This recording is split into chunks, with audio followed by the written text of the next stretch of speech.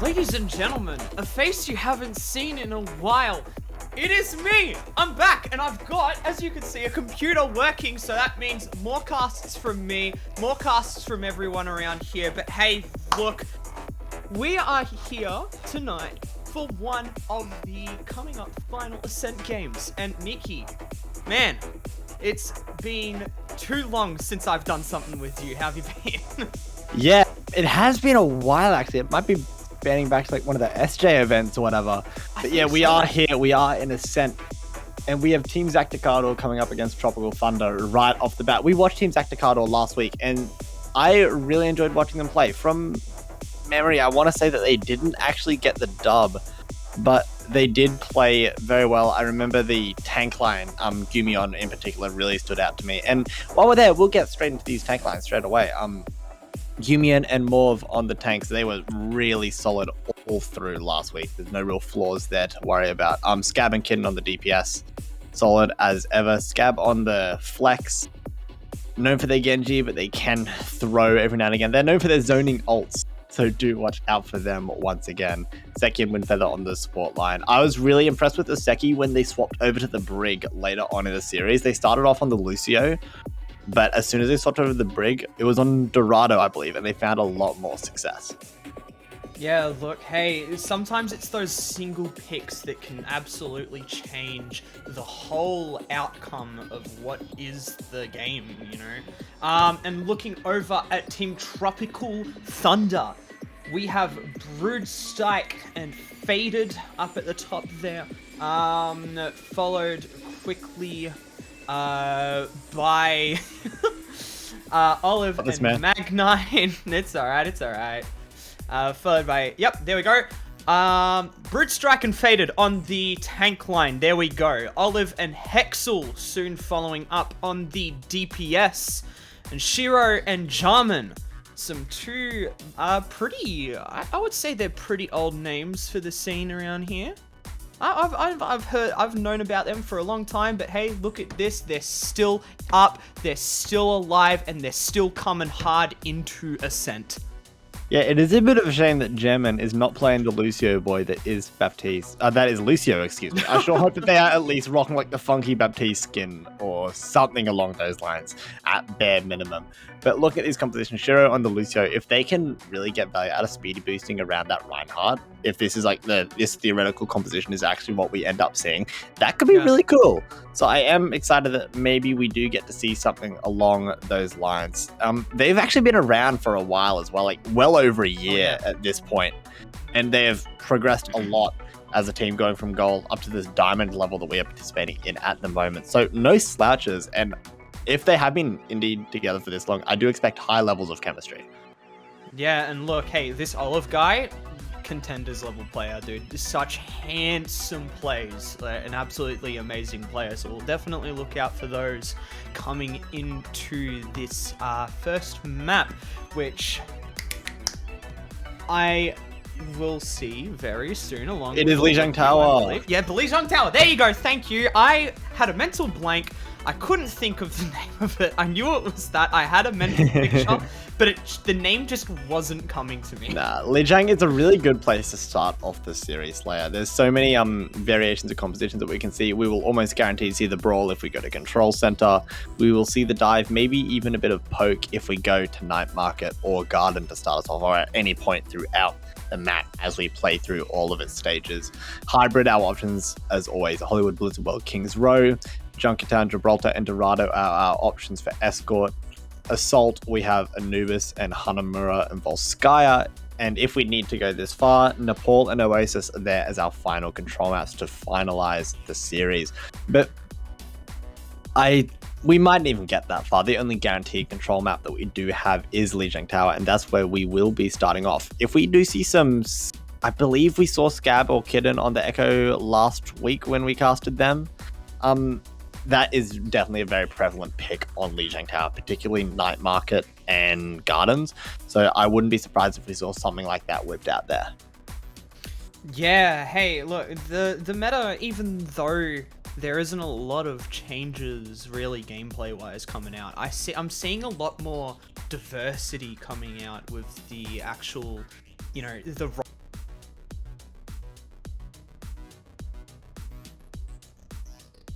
wait to see more of it. Yeah, it could be really exciting when we get to that stage, but we'll just have to wait a little bit to see what we do get on Lijiang Tower. That'll happen eventually, though. Before we're waiting, we should talk a little bit more about Ascent. For those who do not know, this is the Season 5 semi-final, so we are at the prickly end of competition here. This is only the best teams remaining. There shouldn't be any dud games in here at all, as everybody is fighting for that $1,100 worth of prize pool that will be split throughout the winning teams across all the divisions. Been going on for 5 weeks. This is the first of 2 weeks of finals gameplay that we will be seeing, and it is division-based competition, so we will not see anybody like a Masters team versus a Diamond team. It will be closely matched teams. There's been around 40 at the start of the tournament, a bit more than that, and we are down to the semi-finals, so about 4 in this division are remaining. Oh, it's getting to those exciting parts, it's those teams that everyone's already been up against. They've either already been so close to defeating, or have been dumpster rolled through from day one. But hey, look, it's the semifinals and the grand finals that really have the community come together, and I love it. I love seeing it just really come to fruition, really flower out of that. Yeah, it's always good to see, and we will actually be starting off on Night Market, Slayer. Expect to see some Symmetra shenanigans that will not at all be surprising on this map. But we still have a while before anybody really locks in any type of hero pick, so we do have a little bit of time to speculate. Gumon last week, I was particularly impressed by their Winston gameplay. They can absolutely get away with that pick here. And if they chuck Movi on the Diva, just follow them around, they can get a fair bit of work done. Scab on the Genji, that's a pretty brutal dive with those 2 tanks and that DPS. But it looks like it will actually be Kitten doing the diving on the Doomfist, while Scab will be pulling out that Symmetra. Are you rubbing my eyes, dude? Grimion isn't Ryan One Trick anymore. Okay, this is news to me. Let's go. We'll take it. We'll take these. But yeah, ladies and gentlemen, we have a pretty different. We have different sides here. We have the dive coming out from teams ZakDaCarDoor, and then more of a brawl coming out from Tropical Thunder. We'll definitely see what comes out of these as we come into the first few fights. Tropical Thunder already on the point. Yeah, and curiously, it isn't actually Team ZakDaCarDoor playing the Symmetra. They have chosen to let everybody from Tropical Thunder get onto the point, and then and only then will they start to set up their engage. You can't quite see it on your screen. Oh, you can because of the hero highlights, but just to the left side of your screen, you will see the divers ready to actually get fully onto that objective. And that will happen very, very shortly. Hopefully before the time unlocks in the case of Team ZakDaCarDoor, because they don't want to give up any percentage at all. But we do have a bit of an early pause before we actually even get started, but it looks like everybody is ready. I am looking at the support line of Team ZakDaCarDoor. They did a similar thing last week, wanting the very low healing per second support line of the Zenyatta and the Brigida. While it is pretty sturdy and does have its advantages, it doesn't have a lot of burst healing. And so the tanks in particular might have a lot of time staying alive throughout these fights the longer it goes on. So they will want this dive to be successful very quickly, so they do not have to worry about that. Yeah, but here we go. We're setting up the dive here on the side of the map, trying to just find their way in, find someone that we can get through, and there it is, the first dive coming through. Sorry, Pika already taken out there. Jarman with that kill right there. More of Gumion, both of them being around half HP. The sight going straight into the hands of Tropical Thunder, having been straight onto the point for that whole time. Root Strike, as we're watching now, just making sure nothing comes out of that front there, but Heal Axel taking out Windfeather so quickly just to start things back up. Yeah, that is the downfall of playing a composition and a strategy where you wait until the point unlocks and you don't try and jockey for position at the very start. Because they gave it up and it was unsuccessful and they got zero value out of that whatsoever. The only thing they have going for them is the Mindful from Morb, which is dropping right at the point.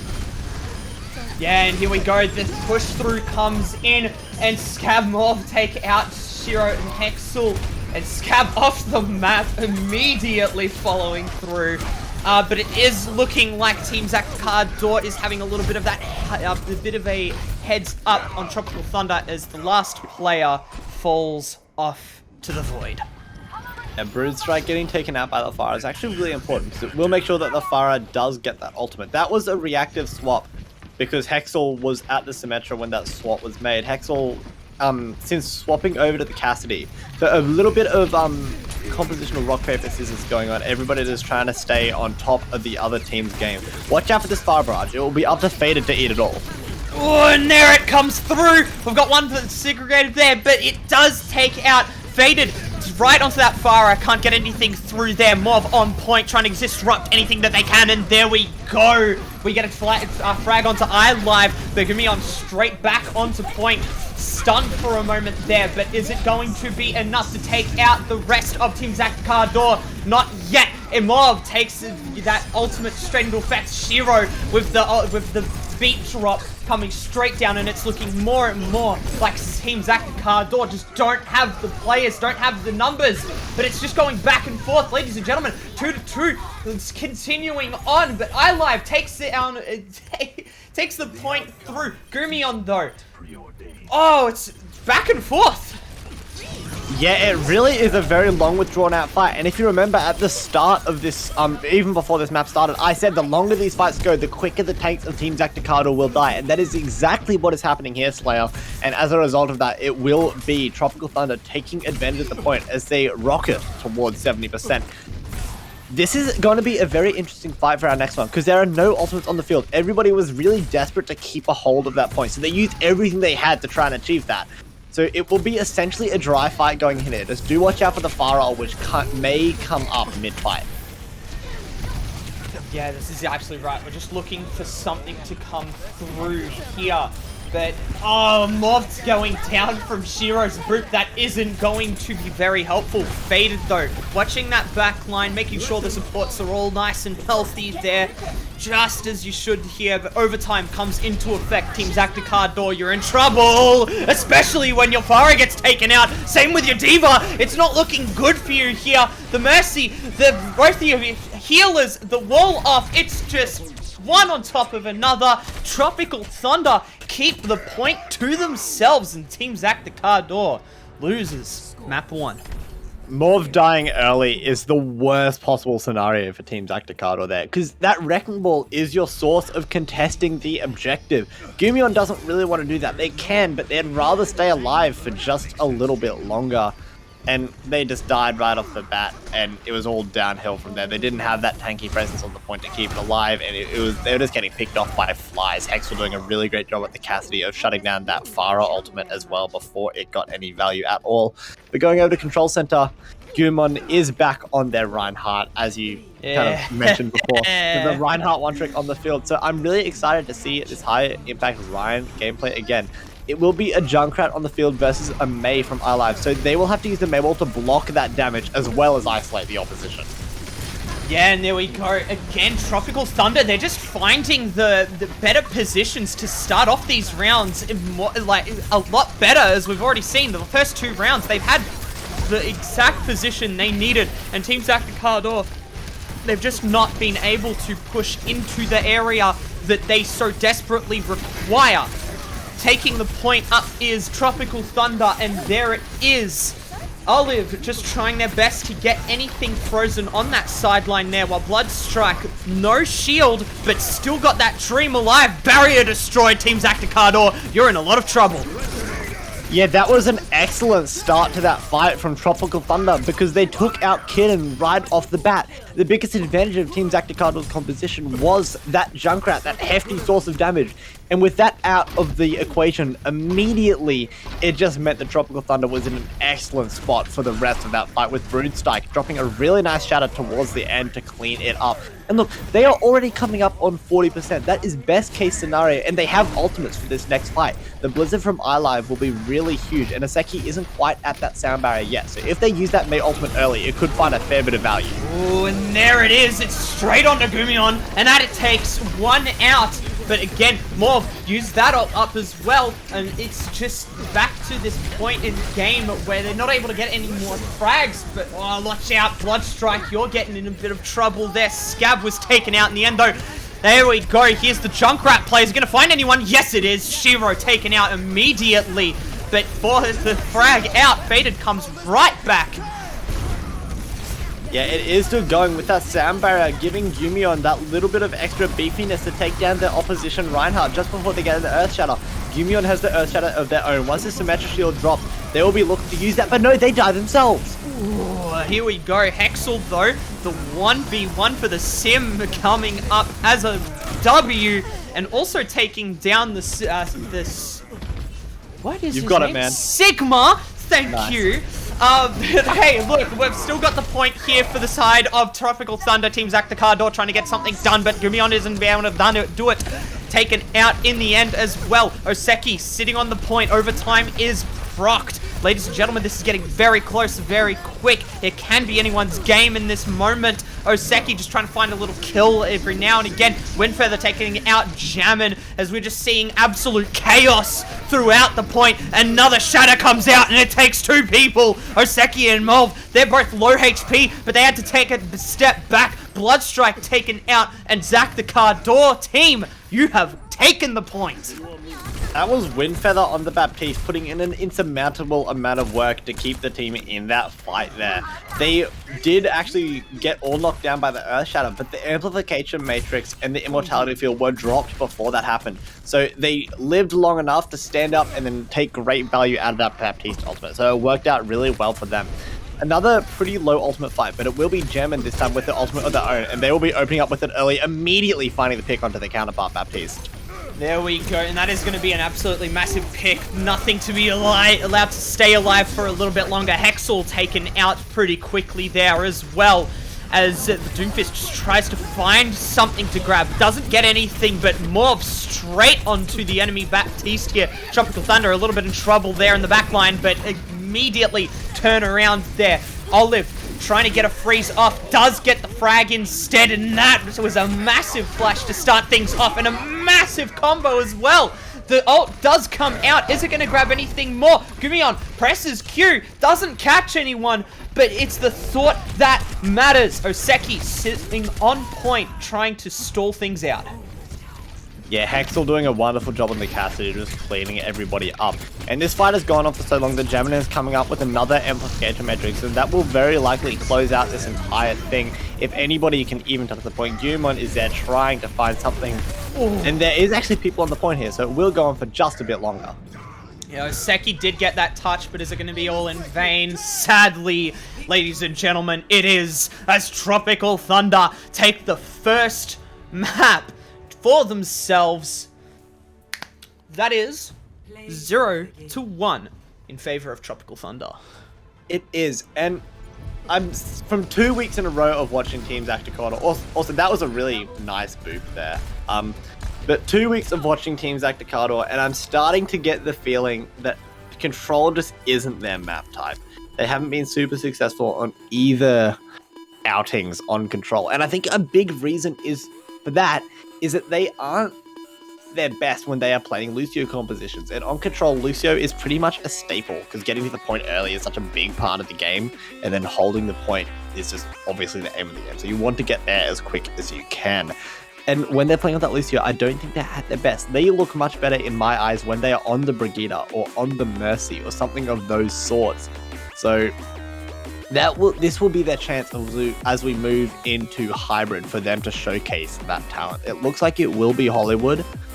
So they could absolutely run the Brigida here. They could even run a Mercy, chuck Scab or Kitten on the Echo or the Pharah, even the Ash for that long range, and just pocket them and let them do a whole lot of damage. But we do have a substitution coming through. Mag9 is coming in for Tropical Thunder on that off-tank position. Faded taking to the sideline for this one. Not at all a bad outing from Faded. They played well. They did their job. Yeah. It's all they really needed to do. But it isn't going to result in them staying in this game. I'm curious as to what Mag9 brings. I suspect that because Faded played pretty much only D.Va that entire time, maybe Mag9 wants to hop on the Zarya or the Sigma, or maybe they want to play some double main tank stuff. I'm not too sure. It opens a lot of possibilities when you bring in a bit more of a flexible substitution. Yeah, taking a moment step back here. Look, Control, from personal experience being on a couple of teams, sometimes you're on a team and the lineup just can't get Control down. And it's literally that one map type that it's either you get it or you don't. And look, hey, and back to what you were saying just then. Look, Faded did an absolutely wonderful job, man. If you're watching the VOD. But hey, look, the Mag9 swap out, as you said, a lot of possibilities coming out of this one. You know, maybe taking in a different off-tank, double main tank, who knows at this point. New face, new Tropical Thunder. Yeah, with Broodstrike hinting in their favorite hero selection at the start of the show that they do like to play the Reinhardt, I suspect that it will be Mag9 coming in on the Zarya to just supply that brawl composition and make it really operate at its highest potential. So I wouldn't mind seeing that at all, but we will have to wait a little bit until that actually does happen. Hollywood first point is an interesting kind of situation. So there's a few options. First point and second point in particular, you can really get some long range hit scan finding a lot of value. So they could absolutely use that on the defense here. But we'll just have to wait and see what they pick, as it's just a little while until anybody gets to make their picks. 2, 1, ka-chow. It will be Team Tropical Thunder on the defense. And as I suspected, it is that long range composition coming through. So iLive and Hexel will be hoping to take alternate angles and really play from a distance. So they'll be sitting far back on one of the high grounds that Hollywood A has to offer. Mag9, proving me wrong in this case, will be playing the Sigma to accommodate the double shield composition. That does still make a lot of sense. Why ka-chow? It's my go word, man. Gets me in the mood. I was not expecting you to say ka-chow. Anyway, yeah, longer range, you can play literally any of the 3 major types on this point one as defense. Even as attackers, it is a very versatile point, but the longer range definitely is a sight for sore eyes here as we come out into our first push setup. Yeah, I really like the rotation coming out from Team ZakDaCarDoor because they are just taking the high ground immediately, which makes the echo from iLive just a little bit less effective. And Gumon will be going in straight away, getting so much ultimate charge with everybody so grouped up. And they'll be on the objective straight away. This isn't the ideal situation for Tropical Thunder. They don't want to drop early, but they are forced to. Yeah, definitely. With that Tracer in the back as well, going to be putting a lot of damage through. The Blood Strike taken out pretty early, along with iLive, two as well on for the side of Team ZakDaCarDoor. Another one coming out. Both supports are gone for Tropical Thunder. That's not a good start, and that, ladies and gentlemen, is where we're going to have to sadly say goodbye to point one. Yeah, and we'll see some whole compositional swaps coming through from Tropical Thunder on the defense. This next fight is going to be really rough for them for that reason as well, because they will be so down in the ultimate department. Gumon and Windfeather have that really brutal nano-boosted Winston combo and then the Primal Rage. That will just allow the main tank for Team ZakDaCarDoor to go so aggressive and stay in the fight a little bit longer than they would normally be able to, just to secure that pick, and immediately hopping onto Jam and trying to get it done. Yeah, Gumion straight up there with the Nano's Monkey ult coming through, getting a nice kill onto Shiro there, and Hexel as well, both in the same ulti there. Scab on the sideline trying to find some extra picks here, doesn't get anyone with the sticky bomb, but here we go, the McCree up from the top, just trying to get into a better position, finding some extra cheeky picks potentially, but it doesn't come through. No, and now Morv is up on the high ground, which is really brutal because it stops Hexel from taking that positioning as well, and it also means Gumon can take it and then drop down without using that jump pack, so then they can then use that to escape. So really nice theoretical positioning all the way around, but unfortunately it is actually capitalized upon by Bruise Strike, so great target identification there from the Winston of Tropical Thunder. Yeah, and then the stick comes out as well by iLive in the background. But hey, Scab, good job. Got that pick in the end. Almost taken out himself. Yeah, Scab and iLive are both on the Tracer, and that adds up. We should theoretically have a little bit of an easier time on this Tracer, purely because they are playing into a Hanzo, while iLive is playing into the Cassidy. So that lack of flashbang for Tropical Thunder will really make Scab's life a little bit easier, and they will be able to play a little bit aggressive, and as long as they stay away from Shiro, they should be having the time of their life.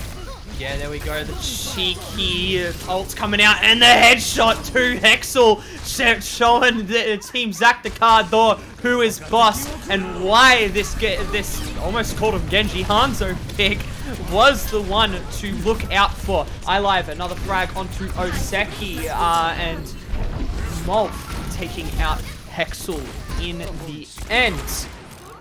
Cassidy pick though, damn. Yeah, it's really coming in bed, and Hexel is kind of recognizing that and swapping to a Cassidy of their own here.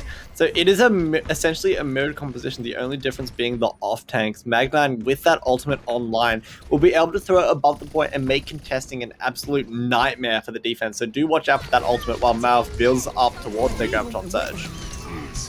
High Noon comes straight out along with a few other ults of, never mind, not just a few, a lot of ults as Tropical Thunder grasp to hold on to point here. Another one down for Tropical Thunder. Mag9 out of the mech. This isn't looking very good for Tropical Thunder as Team ZakDaCarDoor approaches the second point. iLive trying to get themselves onto point for just a little bit longer. It stalls for a couple seconds, but it's not meant to be. Checkpoint has been reached. Team ZakDaCarDoor. 3 minutes and 3.5 minutes on the clock. Yeah, and this really adds up their success on Hybrid Slayer, because I said going into this map type, control isn't their strong suit. They are better when they are on the Brigida and that sort of composition, and that hypothesis is kind of adding up. Aseki is having a really good game, making iLive's life really difficult, keeping Windfeather safe from that diving Tracer and the Monkey as well. So great stuff all the way around from them, and they'll have to watch out for this Winston. That is the second time they have essentially solo grabbed the diving main tank while nano boosted. They really want to shut that down. Yeah, and it's such a good play as well. It stops them from getting that damage through and out onto the team. Especially the Nano Monkey. It's just so much potential damage blocked just like that. And there's nothing you can really do about it. Morv sitting on point, trying to get some meters out of it, but Bloodstrike ulting straight into the back of their line there. Just trying to get anything else out, but just can't find anything to kill. Almost going down themselves, potentially still to die, and there it goes. Hexel in the backline, trying to get this monkey just to sit down Harambe. The Tracer, uncontested mostly. Yeah, I think that Gumon and Scab have to make a real effort to dive Jarman here right off the bat. If they do not, they'll get that Nano Boost online, and chucking that onto the Reinhardt onto point will be an absolute menace. We don't even have to worry about it because they can't touch the objective. That's the other way to go about it, I guess. And that is a minute 57 on the clock for Team ZakDaCarDoor. A really solid push throughout Hollywood. They didn't really falter at all, aside from maybe a few little bits at the beginning of point B. But they played pretty solid all the way out through that offense, and they'll have to show that they can do the same on the other side of the battlefield. Wouldn't be surprised to see some compositional swap up, particularly from Tropical Thunder. I think that the double shield on the defense, it can work, but on the offense on point A, you need to run something a little bit more mobile that can challenge that high ground on the cafe and even on the elevator there. And from the looks of it, they will be running the Reinhardt, which makes a lot of sense. They can take that high ground if they need to, or they can just kind of bunker up on point. Team ZakDaCarDoor going for a very similar composition to their to what Tropical Thunder did on their defense. They will have the double shield, they will have the Hanzo, but it will be the Soldier 76 in. This is a pretty recurring theme of their match last week. They did like that 76 pick, so it's cool to see that they have that consistency and know that that is a comfort pick of theirs and are bringing it out once again. I am curious to see as whether one of the DPS will play a little bit split off with Morv on the Sigma, or if they will all group up in the one spot. But it will be Morv's job on the Sigma to contest the objective. So as soon as Broodstrike is sped boost onto point, they will have to drop, contest that objective, and stay alive and in line of sight of their Baptiste for as long as they can. Really interesting positioning for the defense as well. A 3-3 split on the two high grounds. Tank support, DPS on each one. And here we go. We're getting already a lot of damage onto Tropical Thunder. Immediately healed up though, but that is some good ult charge for Team ZakDaCarDoor. Already through Scab at 50%, just showing that Jarman, reaping the reward from all that damage, already has ult. That's actually really huge. They might be able to catch Team ZakDaCarDoor out of surprise here, and that shield will crumble so quickly from Gumion.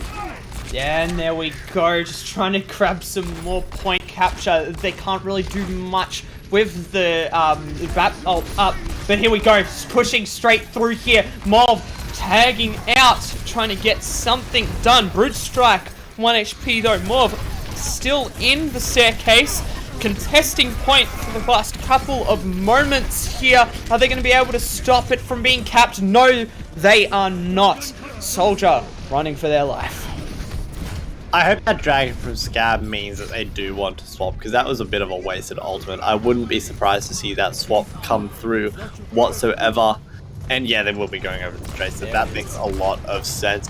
And they just really struggled there, because once everybody from Team Tropical Thunder was on the point, Morv was the only one contesting, and they were just getting absolutely battered. They didn't want to stay there at all, because they were just going to die. And nobody else from that team wanted to contest. The Soldier, the Hanzo, the Baptiste. The Brig can maybe get away with it, but that is a really tough situation to be in.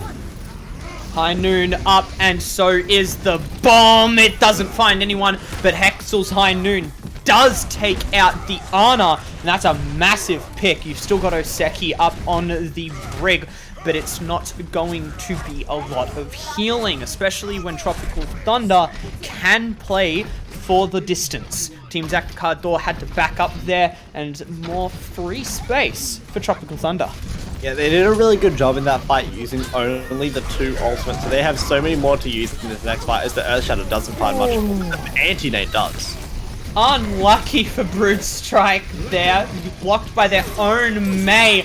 But there we go, push straight onto the point. iLive just trying to get them away from the point so that they can push the little bit more. But it's not meant to be. Mag9 and iLive are the only 2 players left. Wait a second, this might this might actually get some more. Oh no, wait a sec. No, we've got some respawns coming through. Yeah, the defensive respawn will be massive. The bomb cuts are finding the brig. That's Sustain out of the picture. Could be the turn of this fight here. Definitely some question marks in chat, but hey, another Diva Bomb coming out. Is it going to find anyone? No, it is not. Brute and Hexel trying their best to just get any damage and picks out. That was a lot of airtime for the Outer Mech Diva, but hey, look, Skeet shooting, Diva shooting. What's the difference? Aseki on the Brigida there having a really tough time, really just dying with their shield up, showing why Overwatch is an esports ready game. Yeah, a little bit tough there. But on a more serious note, going into this next fight, there are a few ultimates online, and really crucially will be this Earth Shatter from Broodstrike. They'll be able to catch out Gumion, because there is no real shield on the line besides that Winston bubble. They'll have to reserve that ability to counter the ultimate, or Morv will have to be really on their toes with the shield. Yeah, 100%. It's either or in this situation when the hammer down comes through. It does grab 3, but hey, look, it's the McCree in the backline once again. But is it going to get anything out of this? Potentially, I don't think so. It's just so far in the backline. Holy crap. Yeah, and the defense, this offense, excuse me, is going even quicker than Team ZakDaCarDoor did. And this fight's going on straight away. This might be another situation where they can't even touch, but no, it is more on the point on that wrecking ball, but they are getting frozen up. Yeah, there we go. It is 6v6 on the point, ladies and gentlemen. The Diva Bomb comes out from Mag9. Is it going to be able to grab anyone? No, it is not. Gumion gets a nice little charge kill onto the Mei, but it's just going into chaos. Everyone's dropping like flies one by one. There's one coming out from the McCree for ZakDaCarDoor. And here we go through to another one. That's a second. Broodstrike isn't able to get another kill there. Mag9, 50 HP and a dream. Are we going to be able to get anything out of it? No, there's the mech gone. Is that going to be the end of Mag9 as well? Definitely holding out for the stall of a lifetime. Yeah, the defense actually got away with that. Gumion going over to the Ryan. Ben Marv! Off the Winston. Oh no, the stagger. This could actually be the catalyst for a really quick re-engage from Tropical Thunder, and that's exactly what they're doing. Oseki preempting that with the rally. Yeah, Scab got a nice little stick there, dodged some bullets, and another shatter comes out from Broodstrike, takes down Gumion and Windfeather, but Hexel is the one to get anything out of it. Another shatter tries to come out, but is stopped prematurely from a death. Ladies and gentlemen, no one is there to touch point from Team ZakDaCarDoor and Tropical Thunder. Takes point 2 to 3 with an extra 20 seconds on the clock. Good counting, Slayer. Really proud of you, man. Shut up! I'll give you a high five when we're done. Yeah. But yeah, there's about 17... No, I can't count either. 18 seconds in it. Damn it! No! Proves you right. Yeah, man. I won't criticize your counting skills ever again, I swear. There's about... I even did that before I started talking. I did the maths in my head. And all those years of education, yeah, really paying off for me. 18 seconds in it, in fact. And the defense is going for a little bit of a different approach for Tropical Thunder. They recognize that the double shield didn't work as well last time. They're going to change something up, and they are going for the brawl. Slayer, they might be trying to hold forward. There's a few people crowding. They might be going for the forward hold. That could really catch a few people off guard. If they can immediately get onto going for the stairs. Yeah, before Oseki. Oh, okay, this is really smart. So everybody will be positioned in the stairs. You can see Broodstrike at the moment and Hexel getting into the action as well, actually pushing the Diva, because Diva cannot crouch and walk silently, so they do have to push that character to get them in there safe. That is so smart. I don't know if anybody's actually countering this. They will be able to shred whoever goes through this doorway first, but they have been scouted out. Just scouted out by Scab there, the fun ruiner. But definitely through there, Brute Strike is the life ruiner of Gumion. Just getting that nice, easy first pick. And that is going to call off the fight. That is a great way to play that defense. It is pretty low risk, and there's high reward to it as well. They secured that main tank straight away with the help of a really nice melee wall from iLive. They tried another one there, but it wasn't nearly as successful, and that will allow Gumion to go a little bit further in before retreating. More 100 max charge here, ladies and gentlemen. That's a lot of damage coming out at all times. The barrier is already down. Gumion is also down against Scab, and the Cassidy. Almost said the dead name, but hey, look, almost got cancelled. Nah, hey, look, another fight, another day, ladies and gentlemen. Another fight, another day. That was a really cool little play in there from Mag9 on the Diva. Gumion went in for the dive, and they used their booster ability to knock the Winston back and just drop them down, not where they wanted to be at all. And that pick was absolutely capitalized upon, meaning that the Gumion main tank died for the second time first in a row, so they do need to change that up. Gumion in the backline doing some absolute work there. Hexel tried to get anything done with that ultimate, but it wasn't meant to be. Gumion, massive plays with the monkey's fists. Lucio, absolutely the other side of the map before they can even touch the ground, but it does go off. iLive does take down Oseki, and Morv falls as well to Mag9. The Diva Bomb goes off, but it doesn't find anyone. Scab trying to get a pick, anything that they can get. But hey, look, watch out behind you. Hexel's arrived. And that, ladies and gentlemen, I think might call it for Team ZakDaCarDoor. Yeah, really great adaptation on the defense from Tropical Thunder. They recognize the composition they've tried on the first round of defensive action didn't work at all, and they changed it up and found value out of it. Going back to that broad composition that they had so much success with on Lijiang Tower, I'm actually surprised they didn't bring it out earlier. And now they have put themselves in a really nice spot. They are 1 tick and 2 minutes and 15 seconds away from going 2-0 up in this series. This is a really crucial one for Team ZakDaCarDoor to win, because last week when they played, they had a really close third game that could have gone their way. And if they had had that, I guess, backup of that buffer map of being 1-1 and not 2-0, that series could have gone a lot longer, and they had the momentum to turn it around. That is something I hope to see them change up going into this week's match. On the defense, pretty similar brawl approach. The big difference is going to be the Reaper. I imagine that is anticipating a dive from Brute Strike and will really shut down the Winston pick if they did go for that. But it looks like they are actually going for the Reinhardt. This brawl composition, it plays very similarly, despite not holding on the stairs to the surprise tactic, because that surprise thing really only works once, so it's good not to go for that again. But the brawl on the point will just be really potent, and it will be a brawl versus brawl composition. It will be the damage of the Reaper versus the isolation abilities of the Mei. The Reaper's on the flank as well. They might be able to one-tap someone right off the bat. They haven't been spotted.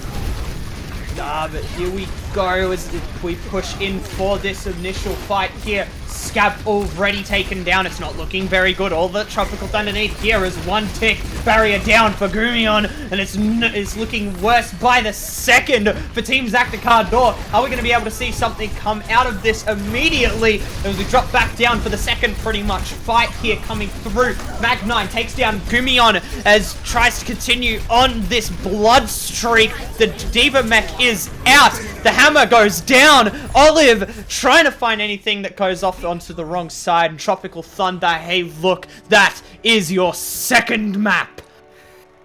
Yeah, it went really well for them there. That defense didn't stand much of a chance at all. Hexel on the Cassidy getting this play of the game. They had a really solid map all the way around, so big props to them. That ultimate makes the Wrecking Ball's life really, really tough.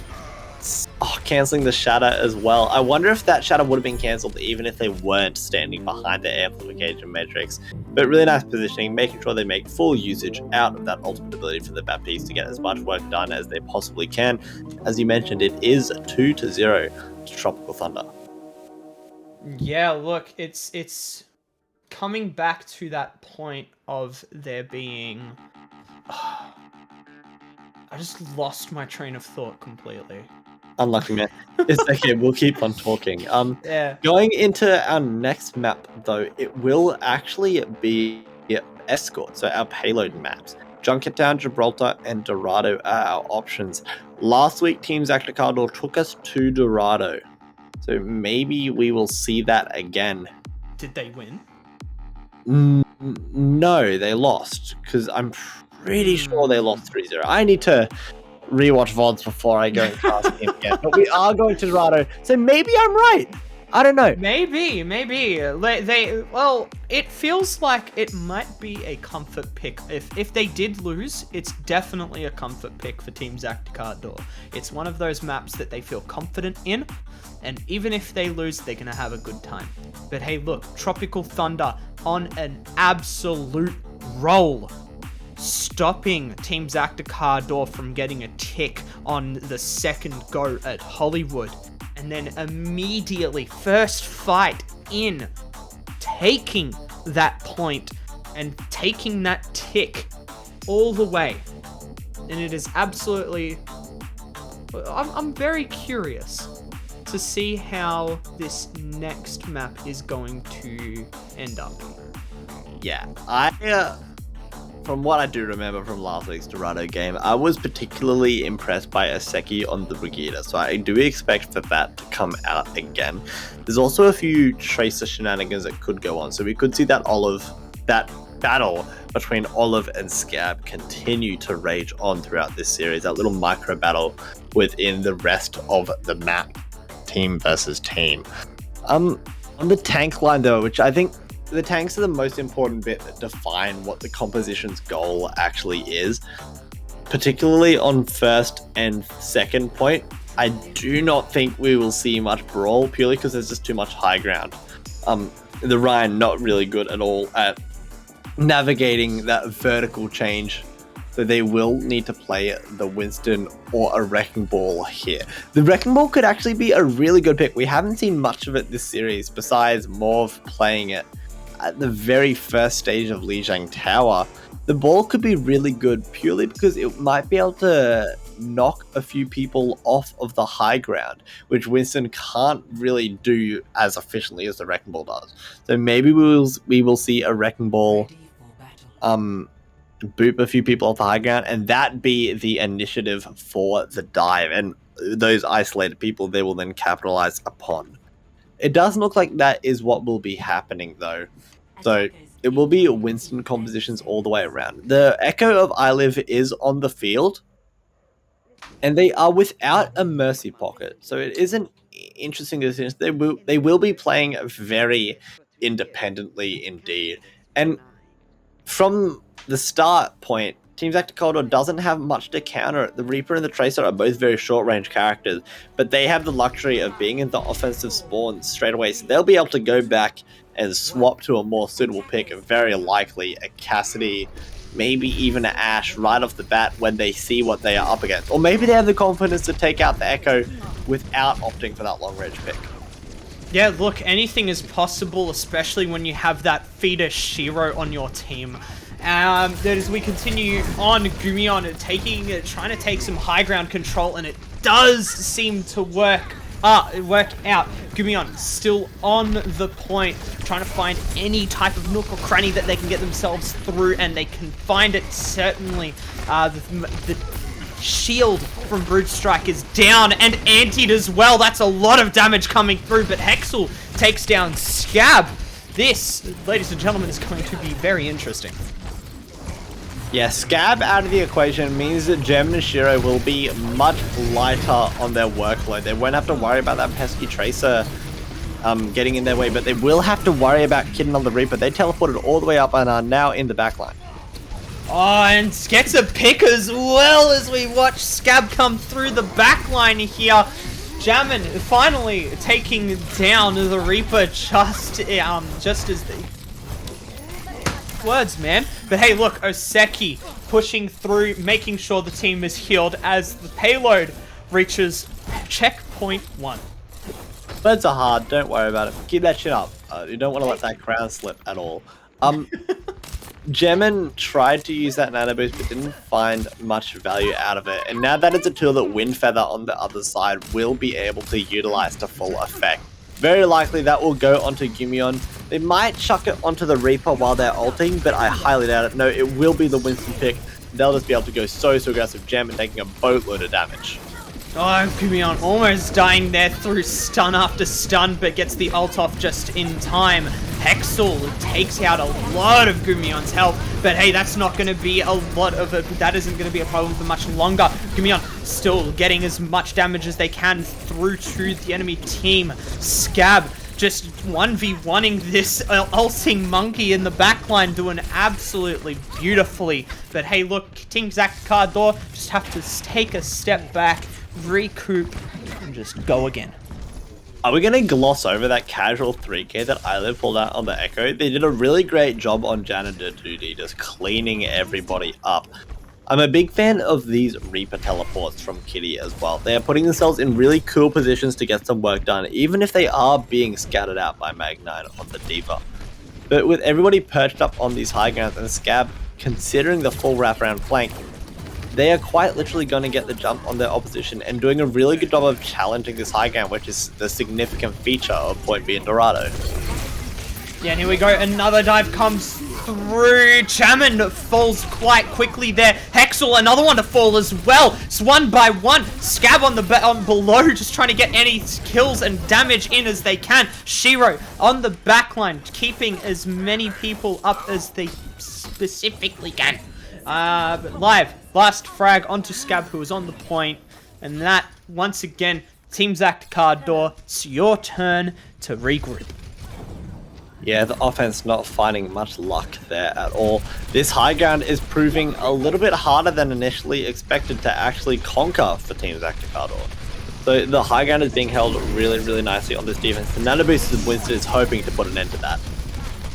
Yeah, but then the change back into the Winston as well. They weren't really expecting it. 2 Winstons in the back line to make that one as Lives. Copy runs out. Also taken out there, but Brute Strike takes down Oseki and the ultimate as well. Adding to that survivability and pushing Windfeather straight into that bomb as well. Getting right back out. Back to the team 2. Oh no, a sleeping Reaper. Yeah, that's one that you have to pounce upon with everybody else. The payload did make a little bit of progress though, so it isn't all down in the dumps for Team ZakDaCarDoor. But with that late stagger of, it might be a return to that. I think leaving Morv out of mech here is actually the play. Oh, absolutely. It means that they will be slower to get back into mech and slower to get any significant work done, because for a while they're just spamming left click and hoping to find some bodies to build up that ultimate charge. But Gumion is still, without their D.Va, taking that high ground and has forced everybody off of it. If they can get somebody up there, it could be really beneficial for them. Yeah, there we go. High noon up. Hexel trying to find anyone that they can. Doesn't find anything. And as we continue to watch the long game coming out from the McCree there, Brute Strike was one to fall there, and Sleep Dart from across the waves as well. But here we go, a nice altered monkey coming straight into the mouth of Tropical Thunder. Are they going to be able to take them out? Are they going to be able to deal with them? The distraction is something different though, as Team ZakDaCarDoor get the point for free. I think distraction is a great word to describe that fight, Slayer, because it was both of the tank ultimates going off in that secluded back corner of the point, and it meant that they were all trapped there and they couldn't actually touch the objective, and they were quite literally distracted from contesting it. Really a great play from the tanks to lock everybody from Tropical Thunder back in that corner and find a lot of value. That fight could have gone very differently with Hexel finding those picks on the Cassidy. Oh, straight away as well, trying to get that, trying to get anything going through there with a dive, and immediately Gumion and Scab are the ones to fall. iLive getting taken out as well. The fight's going on pretty quickly though. Oseki gets stunned up in the rally, but that sustain is able to keep the life. Hexel in the hiding. Last time they were defense matrix by the D.Va, this time they weren't, and they pay with it by getting slapped. Bridge Strike on that high ground to be able to just dive whatever they want without using the jump pack, use it anyway, and then straight into the enemy backline here. Trying to get anything done is the Reaper with that Q. 2 ulting monkeys in their face. Not a very fun sight to wake up to. And there we go. Brute Strike is taken out. Mob just trying to get as much damage up onto that high ground as possible, sitting there with the ultimate, and there they go. They use that ulti straight up to Jammin, dying without mercy there. And as along with the enemy honor as well, Wind Feather taken out by Mag9's ultimate there. Mag9 is still just holding this high ground as much as they can, having a backup from Morv's pressure. This, ladies and gentlemen, might be the last fight. Really could be. But the tank, that's actually a huge anti-nade from German, and it is the tanks capitalizing on that. It will be cleaned up upon Brute Strike going a little bit too aggressive. The rally from Aseki hoping to turn this around, but it is mirrored by Shiro. Yeah, there's only so much you can do with these ults. High Noon is up for Hexel. Are they going to be able to get anything done with it? I do not think so. Gumion taking out Jammin. That's a massive pick there. Shiro is the only healer available, but it's still a lot of healing for a close range fight that this is. 10 seconds remaining on the clock. Tracy quickly coming closer to 0. Ladies and gentlemen, more ults are coming out. Overtime is under effect. Hexel taken out by the Reaper there. As we're just going into the back line. Trying to get one more pick as we can. Here we go, but there we go. The overtime capture comes out by Team ZakDaCarDoor. And the score goes 0-3. Getting through on the board is such a crucial part of being successful in Escort, so it's really good for them that they did manage to achieve that, even if it was in overtime. I'm curious as to thinking about whether iLive should have had a Mercy Pocket that entire time. Sure, it did do a fine job at the winner, I'm not criticizing that, but the Echo did have a few highlight moments, and I'm thinking maybe they would have got more of those plays if they had that damage reduce in that this kind of pocket from the Mercy. Maybe that is something they should consider when we get to it, but we'll have to wait a little bit longer, as we do have a pause going in just before we get to see what the heroes are, so we can't even talk about what they've picked. We just kind of have to sit here and speculate. Apparently Morv is forgetting how to play the video game. It does happen, I guess. But ladies and gentlemen, yeah, we can take a look at the bingo board very briefly. I'm trying to think if we've seen any of these. Game pause. We've seen game pause. Yeah, well, we absolutely have. Sport camping. No, we maybe haven't a little seen bit. that. Echo kills who she copied. I'm pretty sure that happened last round. We didn't see King's Row, which is surprising. So maybe not a whole lot of old people having good luck on the bingo today. I'm gonna do the worst jinx you can on that board. Oh no! At least the stream hasn't crashed yet. Oh no! Leia, what are you doing, dog? I'm throwing for content. No.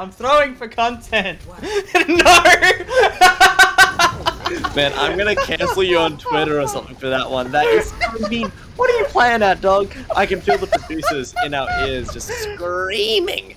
But no, we saw the producers shake their head. But hey, look, as we push back to there it is again. But hey, look, another fight, another day is pushing this cart for so long here, ladies and gentlemen. As we're just trying to find some extra points and extra ticks, extra meters, sorry. We're not doing anything for the control point yet. But hey, look, iLive gets down Gumion. That is a big pick, especially because they are on the defense side and the walk back is pretty long. It is quite a while. Get the pedometer out, get your steps up on your Fitbit. But iLive again playing Echo without the Mercy. They will really suffer this time because they're playing into an Ashe, which is much more of a threat to them than anything they had before. Yeah, definitely. As we're watching here, we're just pushing straight back through. The ults are being used once again, and it's on the Gumion. Gumion being nanoed there as he gets straight back into the point. But that was definitely the closer that Team ZakDaCarDoor needed to finish that round off. And Mag9 slept. Oof, that's a little bit stinky, but at least they died, so they'll be able to get back into the fight soon enough. No big damage done at the end of the day. Big damage might be done, though, with some of these ultimates that are coming online on both sides. The Bob from Kidden on the defense will just very likely be chucked onto the objective to contest it and let their tanks go more aggressive without having to worry about the objective. Great plays could come out from that one. Both Primal Rages online as well, so the Winstons will be getting angry. There it is, Gumion. I thought it wasn't going to actually live through that one. Got very low HP. I lived though. A nice headshot onto Scab. Hexel finishing off Bob very quickly there. Gumion, less than 100 HP. Doesn't matter. There are a lot of ults in a couple of seconds there, and it takes out Aseki and Gumion. Hexel, Bloodstrike continuing the bloodbath there. Morv just trying to stop this cart for as long as possible, falling in the end, and that is going to have to be a point to hold. Aseki is not at all happy with that one. Their shield was up and they died to Diva Bomb again. Yeah, that is really, really sad, honestly, because if the Brigadier alive, it could have been a little bit of a different story, but that cannot take the credit away from Mag9. It was a really nicely placed ultimate, and Gumion's bubble was completely out of the equation, so it was essentially free reign for the Diva there. iLive is still playing without the Mercy there, and I think they could be finding more value if they had that. Oh, lots of ults coming through right at the same time, and it was both, I believe, right onto the Divas as we hear Mob just absolutely roll through anywhere for that the Tropical Thunder has up at this moment. Hexel. The defense went really aggressive there, and finding that late pick onto the Cassidy, a lucky in chat from Hexel, so they aren't happy about that one either. Yeah, I love that aggression, but after that is done, returning straight to the high ground. It is even more important for the Team ZakDaCarDoor to hold the high ground than it was for Tropical Thunder, purely because they have the Ash. Giving that hit scan up there and safe and with good sightlines is a huge part of their compositional success. Oh, nerf this, and Hexel definitely gets nerfed. Take me back to them sweet times, dude. But hey, look, everything's going to be alright, especially when Team ZakDaCarDoor has a lot of foothold up on this point and a lot of distance as well. Tropical Thunder, a little bit of this struggle as we're just trying to get this cart going right back through. Scab right onto iLive, a very up in the air player, but has to adapt to, it's a copy there. And oh, nice little frags there. Not frag, but hey, look, it's close enough. Ash doing some absolutely beautiful work, getting straight back up onto the high ground. Bob is out, doesn't fall quite at least yet. And that's a lot of that is a lot of damage coming out from Brute Strike. Yeah, the Nano Boost of Winston really cleaved through the entire defense. They're a great play from Broodstrike and Jammin. Look at their ultimate chart as well. They're so close to another Primal Rage, miles ahead of Gumion is. So great stuff from them to get closer to that ultimate. Using ultimates to get towards another is the best way to play this game at the moment. And they did that really, really well there. And again, you can see the significance of the high ground for both these teams because the tanks are both jockeying for position on that sole patch of high ground, which overlooks the entirety of Point C. And at the moment, it is the defense who has that luxury. They can station the supports up there, keep them nice and safe, right next to that health pack as well if they need any healing. I'm so sorry, I keep saying Bloodstrike. I'm definitely getting cancelled by chat by the end of the night. But hey, look, Shiro is trying to get as much work as they can get done through here. Hexel and Broodstrike almost did it again. Broodstrike caught myself trying to get just backs up with the rest of Tropical Thunder, who just need to take a second to get healed all the way back up, come back at this once more. Take a bit to calm yourself down, Slayer. It's alright. The Broodstrike nanoed Winston is on the field, but it isn't before the Bob comes out as well. Hexel will likely get caught out by this, but Broodstrike going a little bit too far, and the self-destruct finds the value. That could really put a dampener on this offense with that main tank out of the equation. Still going on though, the late pick onto Hexel as well means that the defense will absolutely secure positioning here, and they'll have a bit more time to build up towards that nano boost, with Windfeather really benefiting from the late damage onto their own tanks, building closer towards that nano boost. And we're seeing a support line change up and a tank change up, so a lot of lineup swaps going through for Tropical Thunder. They've given up on the dive, instead opting for the brawl with the Mei. If Gumion goes too aggressive, even with that Primal Rage, they can get shredded, especially if they're anti-nated by Windfeather. Never mind, that's dumb. But, Demon Bomb doesn't find much, but the Pulse Bomb does. Pulse Bomb from Scab, absolutely pushing this fight forward. Gumion, Windfeather, absolutely doing work with the Gumion with on that main tank. Still dope, dude. Is that MTD maybe in chat? No, there isn't anything. Oh, surely not. Nah, that's... Surely not. He's not that toxic.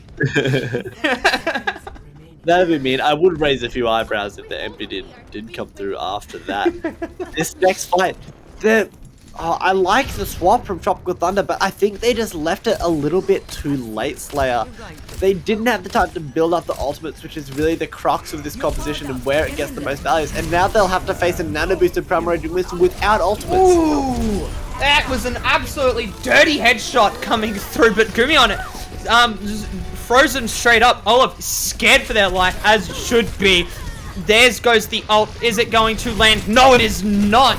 Morv just absolutely doing amazing work there with the eats coming through. Hexel, Shiro trying to find somewhere to go, but that's a Bob, Shiro. You need to watch where you are standing. And that, ladies and gentlemen, will give Team ZakDaCarDoor finally a map to their name.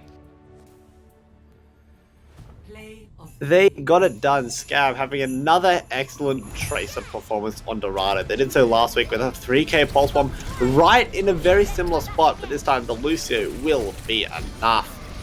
2-1. We will get to go a little bit further in this series, Slayer. So, yeah, that is really cool. We didn't see Team ZakDaCarDoor get that far last time, so we will get to see if they do have the potential to actually turn this around after a really, I would say, decisive victory on Dorado. They played well, they did their job, they didn't need to do much else there. Definitely. But hey, look, that was that was very back and forth. I wasn't able to, if you were to ask me what team I would have thought was gonna win that map after the first round, I wouldn't have been able to tell you. It was so close. And Team ZakDaCarDoor coming out at the end especially was very clutch. And I found, and especially like, I hope, for content's sake, Team ZakDaCarDoor comes back with a full sweep. Not full sweep, but...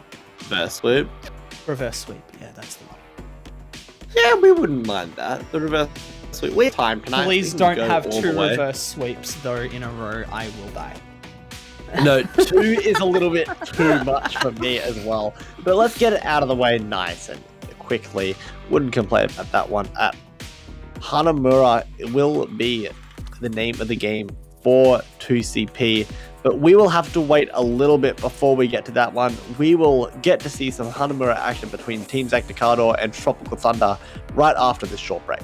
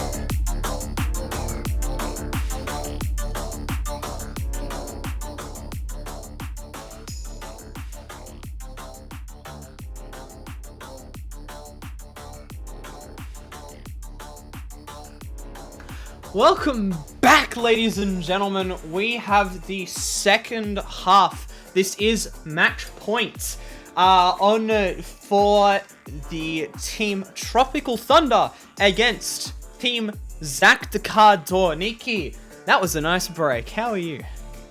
I'm ready and refreshed, ready to get this rest of the series done. It should be a good time. Heading off to Hanamura, it is, as you mentioned, 2-1 to Tropical Thunder. Only one map needed to secure the victory all the way around. Hanamura could be an interesting one. 2CP, haven't seen it played in a minute, actually. So I don't really know what to expect. I think more of the Cassidy will be played all the way around, but I think the supports, they might, particularly on the offense, for more Lucio gameplay, which, if so, does make me a little bit worried for Team ZakDaCarDoor. But at the end of the day, I think they will be alright. You can absolutely get away with Brig, but sometimes just speeding to point is a really nice luxury to have. So we could see the Aseki Lucio come out. Same with that from Shiro. We also did see Olive on the Echo.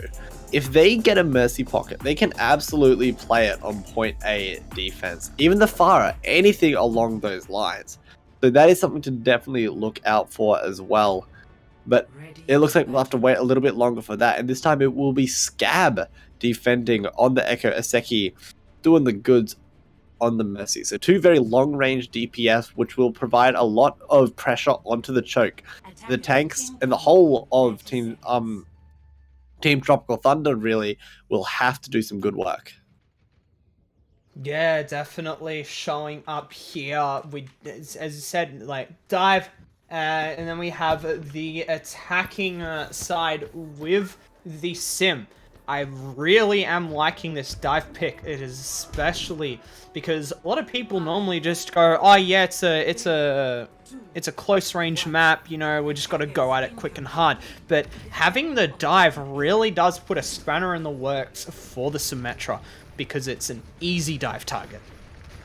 Yeah, it is. But they are not telling the long way. The telly was actually a bait. They're just going straight to point. I love that. Here we go, the baits are out. It is masterful. Olive taking out Guimon to start the battle. And as we have still a couple of players on half HP, 2 ticks towards Team ZakDaCarDoor already, as we are trying to find something new coming through. Tropical Thunder taken out for finally the Retiva for Tropical Thunder is out, and they already lost the objective. Is that a fumble on the side of Team ZakDaCarDoor? I wouldn't say that much. I think the offense just played a pretty good fight all the way around. But that late pick, Windfeather died so late, they had to stagger themselves just to get back into the fight. This could be a really brutal snowball. Yeah, definitely. We're just looking very much not okay. If you're looking on the side of Team ZakDaCarDoor, if you're rooting for them, it's definitely trouble. There we go, 5 on point, 1 alive. That's not gonna happen, and almost a 6-minute time bank. This is horrible. That was really speedy. That was rough. To be fair, that speed is made even more dramatic by the Symmetra teleports that were in play. It meant that there was so much less time just walking around, and they came really quickly around that coast side, so they didn't have to walk through any chokes or anything. People were still regrouping from the defense. They played it really well. The hero picks were used to perfection, and it has resulted in a time bank that I do not think we will see topped for a hot minute. That was lightning quick. The first push Percy's, dude. Let's go. Is that a thing? I didn't know first push Percy's was a thing. If it isn't, I'm making it a thing right here, right now. First push Percy's. Get it done. I like the rhyme and the alliteration there. My English teacher would be losing her marbles over that one, so we do respect it. Olive carks it on the way back, unfortunately for them. They aren't happy about that one in chat either. They tried to Maywall over coast and it just didn't work, so maybe they are throwing instead of scab. Who knows? The defense, though, the Maywall at the choke from Olive, if they eventually do get back to point, will be really impactful. Because anybody getting to that choke will get walled off immediately, and the only real rite of passage other than that main choke is top left from the attacker's perspective. So they'll have to be really careful that they don't die to these Maywalls. Here we go, the Sombra TP up and gone. The dive is through. They're gone to the high ground there. It is looking not too good for the side of Team ZakDaCarDoor. Once again, a very early pick going through. Is they going to be able to find another one in this mayhem? Maybe the wall comes up and there was one on the other side, but it's just not going to be able to get enough damage out and through. Olive, half HP, using their abilities to get back through. Gumion also throwing a little bit, taking himself OTM, and that will also cause Scab to fall. A little bit of a point touch there, but it's not going to be a lot. It's not going to amount to much at all either, as Team ZakDaCarDoor back up right to spawn. The advances of the Symmetra of Kitten were shut down immediately by Mag9 on the Diva. As soon as that translocator went up to the high ground, Mag9 was up there destroying it straight away, making sure the Sombra couldn't go through it at all. So great play from the Diva to make sure that happens. But this time they haven't been so lucky. They've given up a little bit more room, and they'll be engaging with ultimates. High Noon is out for the side of Tropical Thunder. It doesn't get to be used to quite the effect that they were hoping for. But here we go, Team ZakDaCarDoor pushing through. Scab does take down Brood. Oseki onto the Hexal, but here we go, Scab presses Q, and is it going to be big enough? He does take down Shiro with it. Then as we continue straight onto this point, Mag9 just backing up just a little bit, giving them a little bit of space, the space that they need just to fall right off the side of the map. That was a combination, I'm pretty sure, of a hack and a Lucio boop there. Really difficult times for Mag9 on the D.Va, but they will respawn easily in time to get a contest. And already already more than a minute between these two time banks. That pick onto the Lucio is actually huge though. That means Kid will have an EMP without threat of the sound barrier, but the Lucio does get the 3-second spawn, so they do have a small window to take advantage of here. There we go, almost grabbing themselves a free tick there, but Mag9's on another wave frequency. The ult comes out, and another one from the Sombra. This is looking like it's going to be a pretty quick sweep as well for the side of Team ZakDaCarDoor, not the ZakDaCarDoor. What am I talking about? Here we go. Olive on point, trying to stall it out. Once again, the charge comes through. Does pin Gumi on, but it's not going to last for much longer. 3v4 on the point, ladies and gentlemen. Make that a 5v3. 2. This is going worse and worse. Scab presses Q, and it knocks off the point for Team ZakDaCarDoor. Round 2 completed. 2 minutes only left on the clock. If we hadn't just witnessed the first round that we did witness, we'd be looking at that time bank from Team ZakDaCarDoor and be like, oh, yikes, man, that's pretty sick. But it's just nothing compared to what Tropical Thunder pulled out. And that first offense has really put them in an excellent position to take this map and henceforth the rest of the series. Because now, because of the plus 2 minutes time bank thing that is on 2CP, it will be 2 minutes versus 3 minutes and 44 seconds. So, Tropical Thunder will have a good 3, maybe even 4 more pushes. Maybe even more than that, I'm not sure, than their opposition. So they are in an excellent spot, and they have every right to be taking the rest of this map, but they will have to put up a bit of a show on the defense. Both teams have been struggling in that aspect of the game so far. Oh yeah. And my question is, how are they going to change it up? I think the big one will be Olive having to get a little bit more value out of that Mei wall at the choke and not giving up as much space, because the first defensive fight from Tropical Thunder was really good because they shut down the Sombra and they played really close at the choke so nobody could get anywhere near the point. But the second fight, they were all the way back and they gave up way too much space, and that resulted in them losing point A. They need to make sure they don't do that again, but already they're on the back foot. Yeah, there we go. The cheeky fire strike from Brood does catch them off guard there, but again, Team ZakDaCarDoor very quick to think there and just went, we are going straight for Brute, and they backed up right back to point, and that is exactly where Team ZakDaCarDoor want Tropical Thunder. It is, and they're taking their time engaging on it. I think they are looking for a hack target to engage upon, but it will be Gumion making that initiation, and Mag9 falling off the map. There's so much HP off the point.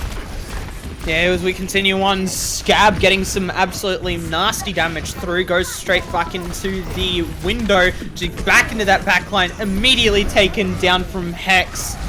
The ult just doesn't catch anything. Gumion taking Shiro off the map. Hexel continuing to do absolutely massive amounts of damage to Gumion, taking him down. Olive straight onto the point, trying to contend this through. The ult comes out. Is it going to be able to get anything much? It is going to take down Oseki. And as we continue on, Mauve is finished off. And there we go, ladies and gentlemen. Tropical Thunder held. Yeah, the defense holds strong indeed. And now it's essentially final fight territory for Team ZakDaCarDoor, and they will have to pull something out. But luckily, they do have that EMP, which will be that thing. So they'll have to make sure that the Sombra gets in safely and visible without getting scattered out and lands that EMP. They will have to target Shiro. If they do not get Shiro, they will use that sound barrier and save the rest of their team. So big plays in between the Sombra and the Lucio coming up. They're hacked! Whoa, absolutely. There we go. The huge hack comes out. And it was go overtime. And Shiro, no, the beat doesn't get dropped. And it was going to be a massive beat to drop. Tropical Thunder trying to grab and grasp at anything that they can on this point. There we go. Oseki booming down Hexel. And there we go. Ladies and gentlemen, attacking objective B with 30 seconds left on the clock. And 3 ults up for Team ZakDaCarDoor. Yeah, and the defensive ultimates are just painstakingly far away. They are just out of reach. In saying that, the amplification matrix is coming up, but they might die before they even get to use it. Here we go, Scab trying to get some people to die, but it's not gonna come to Olive pushing down that ultimate right onto point as overtime comes back into effect once again. Scab doing some absolutely massive ult work there, but there we go. Pika just trying to get anything done onto the point. Mauve very low, but still surviving in the mech until the hammer goes down.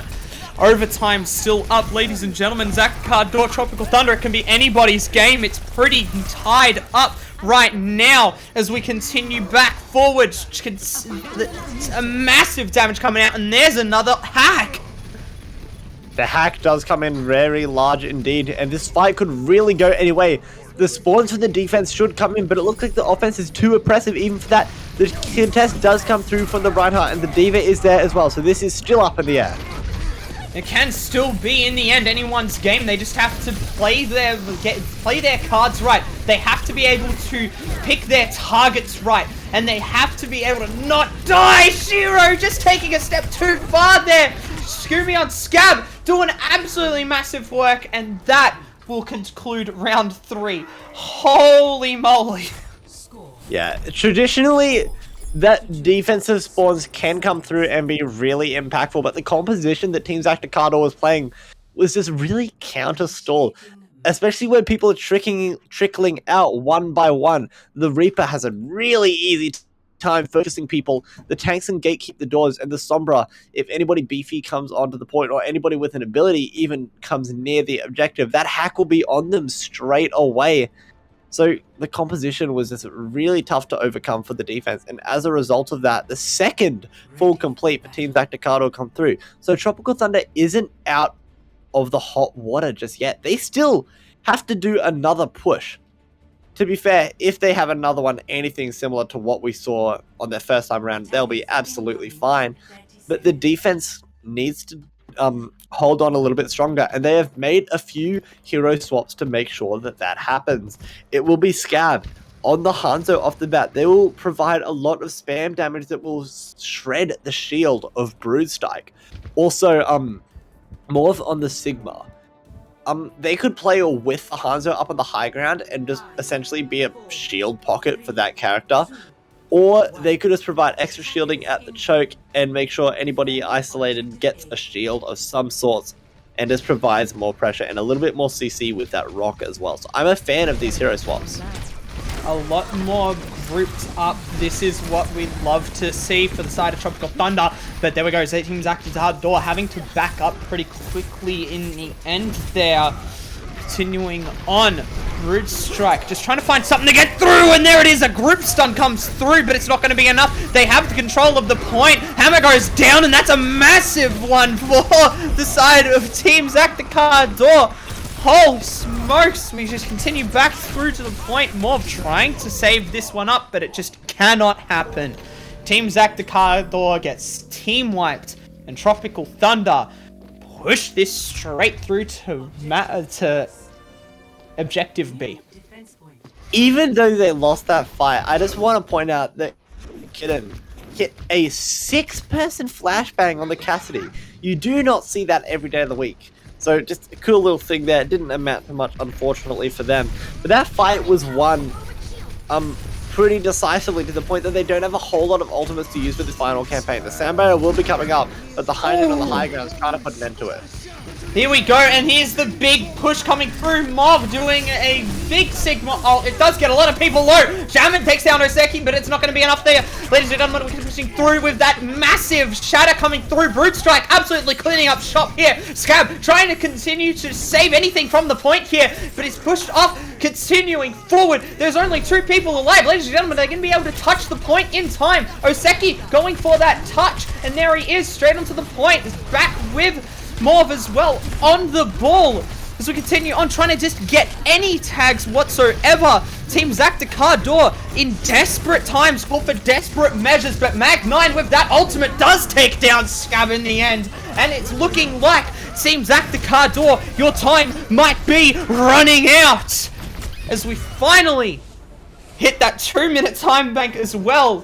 First push. Percy's keeping that name sacred and to themselves. You're really trying to push that thing, is it? I don't think it's going to Yes, stick. I am. Shut up. I'm sticking it. I love you, but I don't think it'll catch on. First push Percy's in chat, please.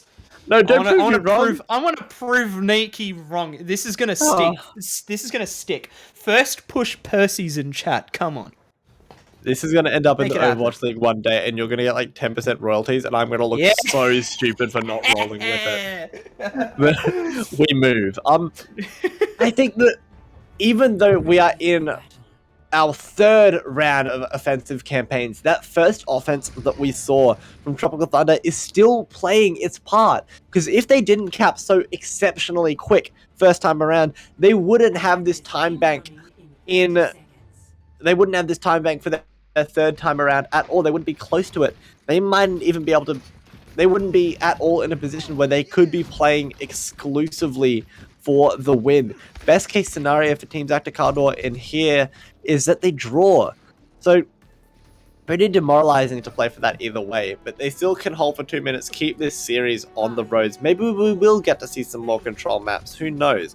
The Junkrat on the defense could actually do a really nice job of shutting down the Symmetra teleport, because everybody grouped up will take so much damage. So that'll be up to Mag9 to eat all that, or otherwise everybody will die. There we go. The high ground play is what we are looking at here. A little bit of a segregation now onto Olive, but is it going to amount to much? Ladies and gentlemen, this is potentially our final fight coming into this round. Mag9 taking their first frag onto Oseki. It's looking very good for Tropical Thunder, who have just wiped themselves all over the point. Jammet taking down the Junkrat. Hexel on the Gumion. This is not looking good for Team ZakDaCarDoor. And there we go. Ladies and gentlemen, that will finish off our first map of game for tonight. Tropical Thunder taking home the win. 3-1 versus Team ZakDaCarDoor. It was a really close series again from Team ZakDaCarDoor. They're just kind of struggling to close it all out. Aseki playing really nicely on the Lucio again. Getting a few boops in there. We do love to see it from the supports. Yeah, but 3-1 Tropical Thunder. You can't take that away from them. They earned that map win right off the bat with their first attack. I'm going to keep on harping on about it, but even though it's in the past, it is still really, really significant. They took full advantage of that, and it is the reason that they were able to play for the win so comfortably there on Hanamura. At the end of the day, though, that series is done, and we do have to award an MVP. Slayer, I don't even know where to go. I think everybody had a really good time. Maybe Hexel on the Cassidy did a pretty great job. Point. Hexel did do a lot of work very consistently through this whole game. And yeah, honestly, look, I agree with you. Hexel did amazing job tonight. And yeah, I think I'm gonna go with Hexel as well. I'll roll with that. That's enough. Yeah, Tropical Thunder, Hexel. I don't know. I'll give you like a pat on the back or something next time I see you. Well done for that one. Scratch and Sniff sticker coming your way as well. Great series all the way around, but we are not done yet at all. We have another series in Div 1 of ASCENT, so really the highest level of gameplay that we are offering here. ASCENT presented by AOE, excuse me. AOE. We have Team YMCMBL coming up against Family First. Two stacked rosters with some incredible players, some incredible player names as well. But you'll have to wait to hear those until the other side of this break, where we will be continuing ASCENT, our semi-finals. See you soon.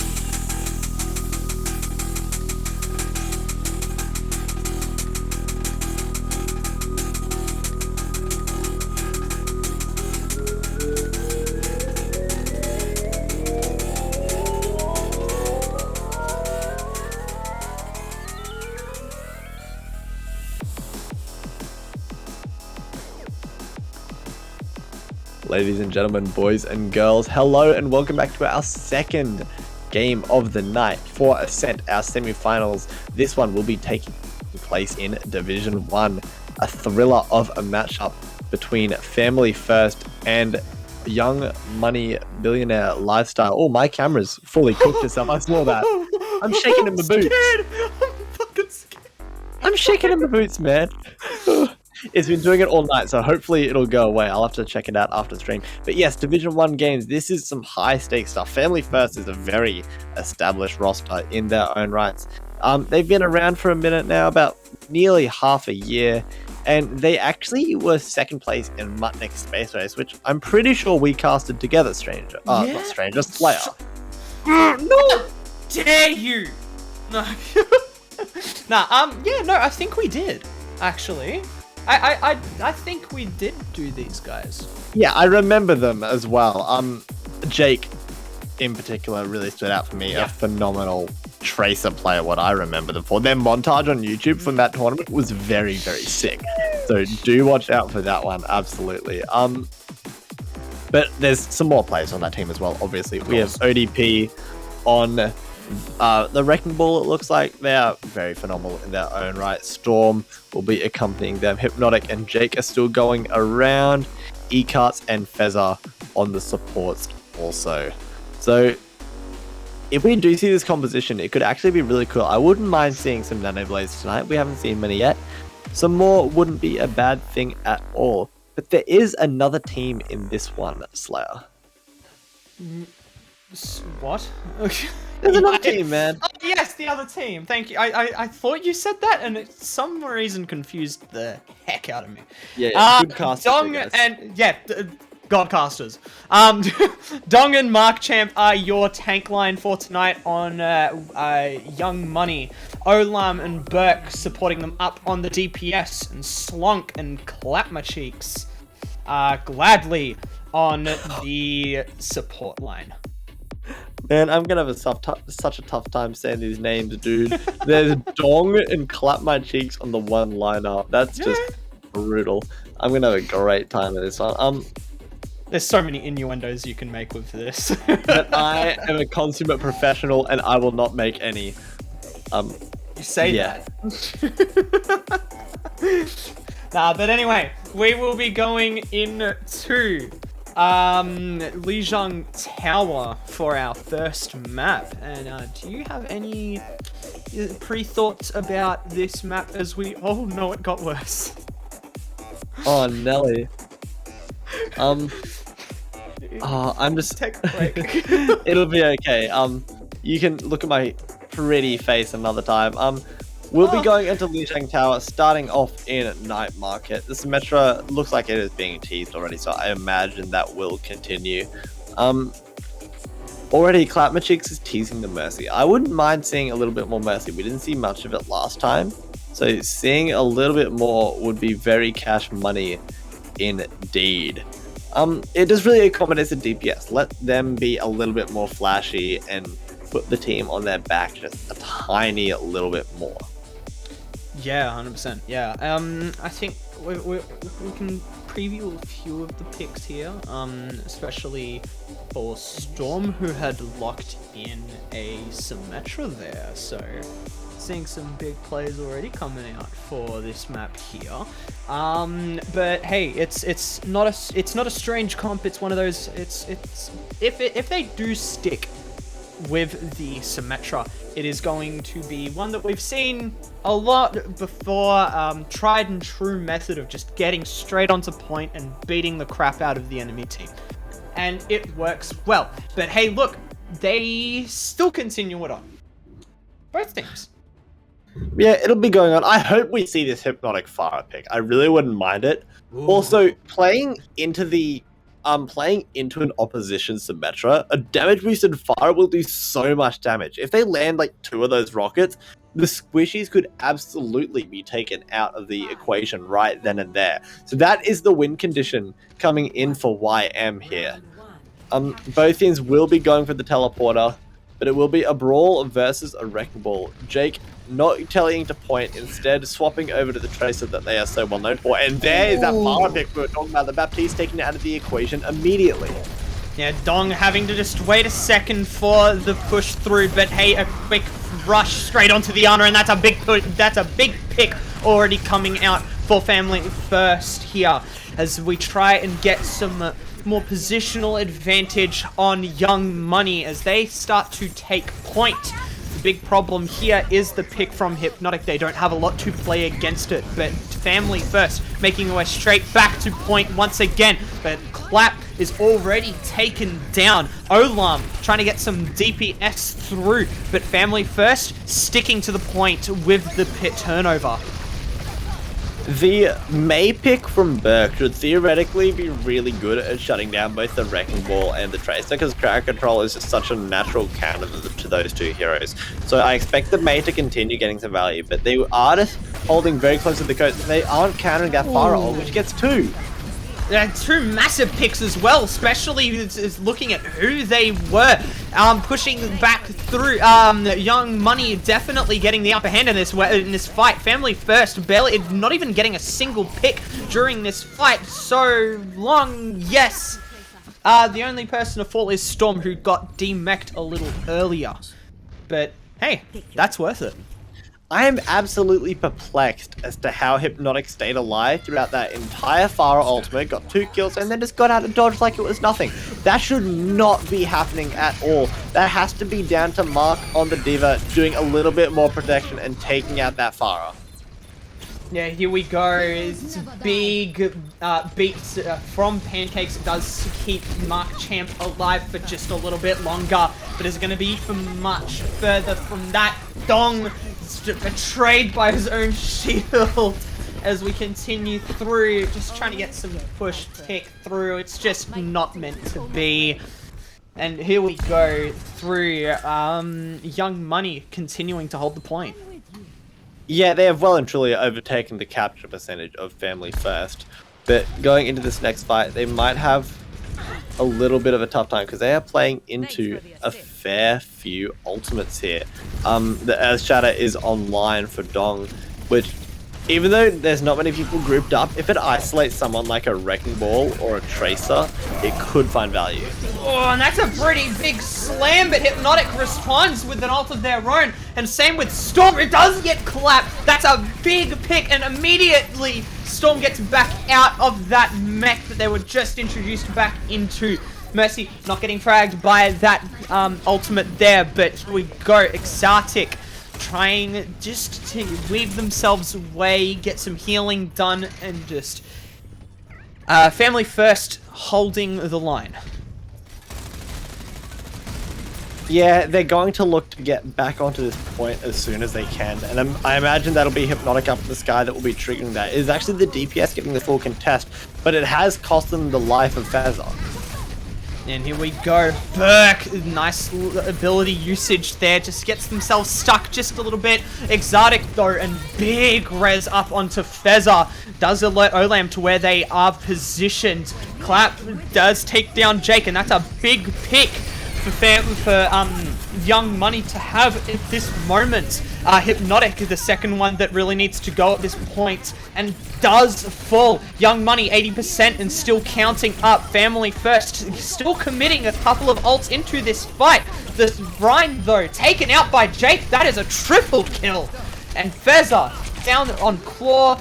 We are only seeing the last few moments of this hold from Young Money. And now it is final fight territory for both of these teams. The big question is who from Young Money will actually be doing the contesting. There is a Wrecking Ball and a D.Va on the field. That is actually a huge opening pick, taking Fezzer out of the fight. There is so much less healing on the ground now for Family First. Yeah, big heals coming out. Like my cheeks, both support ults were used right then and there, with Family First not really being able to come back with anything else, but almost took it through. But Young Money comes back onto the point. 97-98, you do get the tag out from Overdose Pirate. Olam taking him out in the end, and that will finish off map 1 well, round 1, sorry. And that will go to Young Money. Yeah, get it on the board. Very nicely done. That last stagger fight, it wasn't even a fight, really. There's a bit of a contest from Odost. But after that, there's not much to do for Family First. So maybe we'll get to see a little bit of a change-up going into map 2. The Pharah, which we saw from Hypnotic, I think will definitely be out of the equation here. It's just way too enclosed. There isn't enough room for that Pharah to operate and find maximum value like it needs to. So instead, it looks like they're going over to the Doomfist. That could actually work really nicely in these tight corridors, because there's so many walls surrounding every single area where combat takes place. So the Doomfist will absolutely find some value.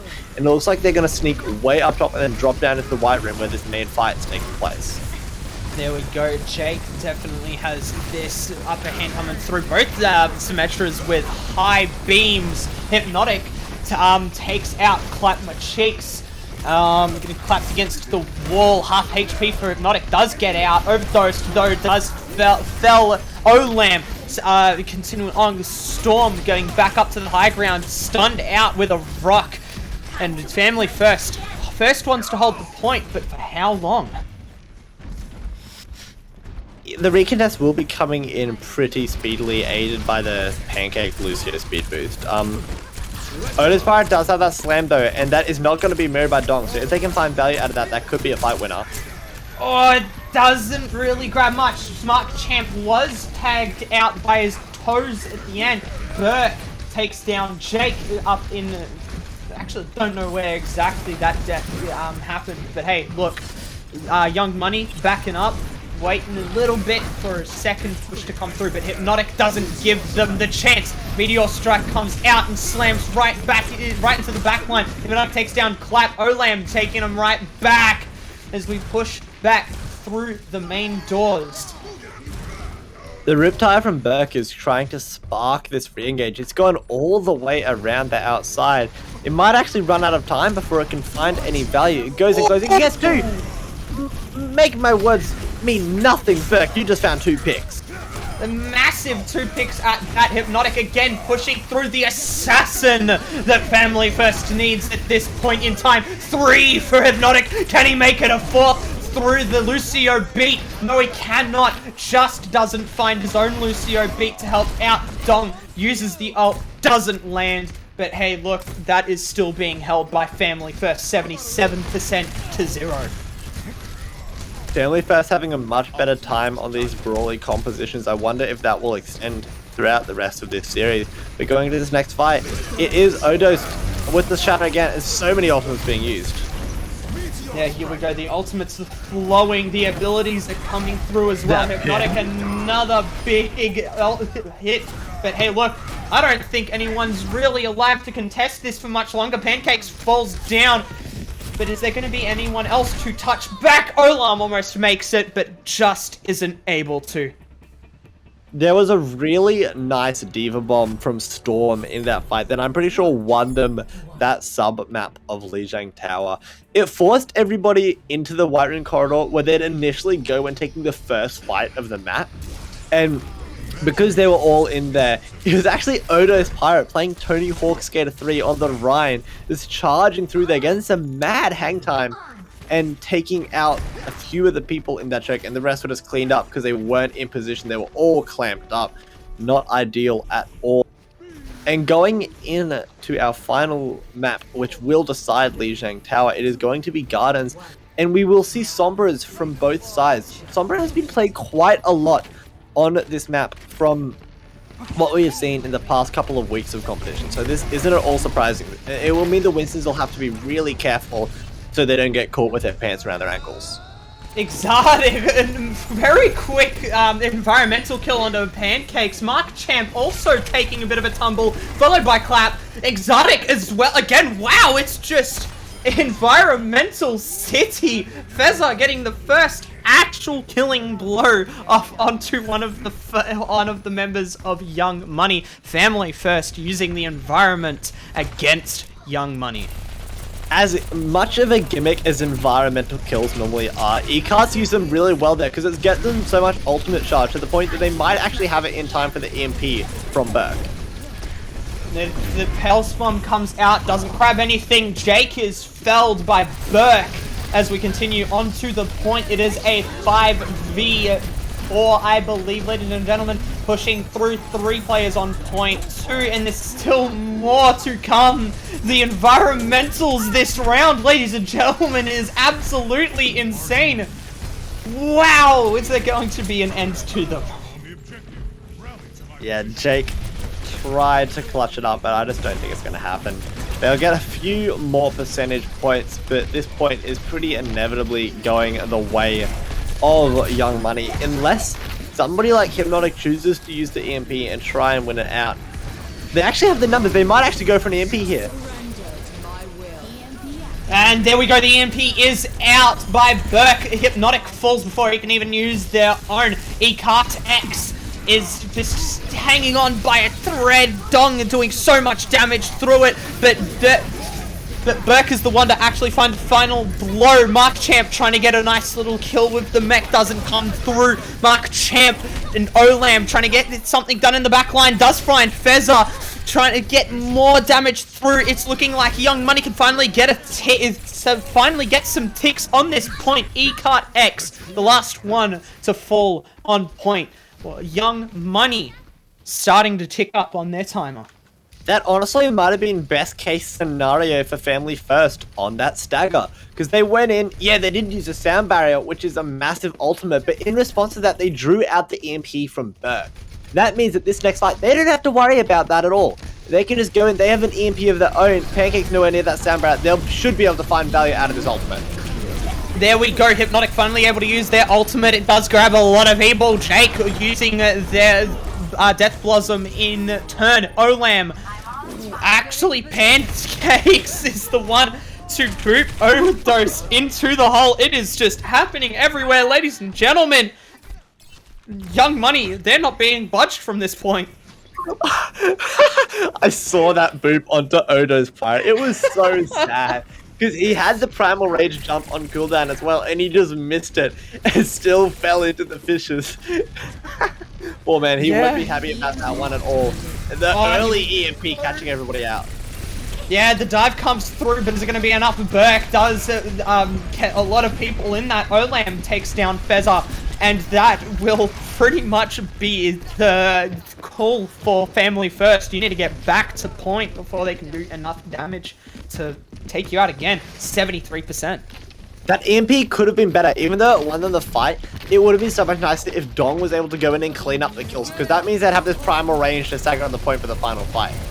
Here we go, both Moiras using their ultimates here, and the Lucios as well. It is support heaven right now. A stick comes out onto Storm. It doesn't take them out, but the surrounding firefight does. Mark Champ trying to get anything done. They're hacked though with their ult up on cooldown, and off cooldown uses it as well just to clear up point a little bit. Overtime is now in effect. Fezza trying to keep everyone alive, but can't keep themselves up. The Hypnotic though, massive ultimate comes through, and Jake with the follow-up, catching 4, ladies and gentlemen.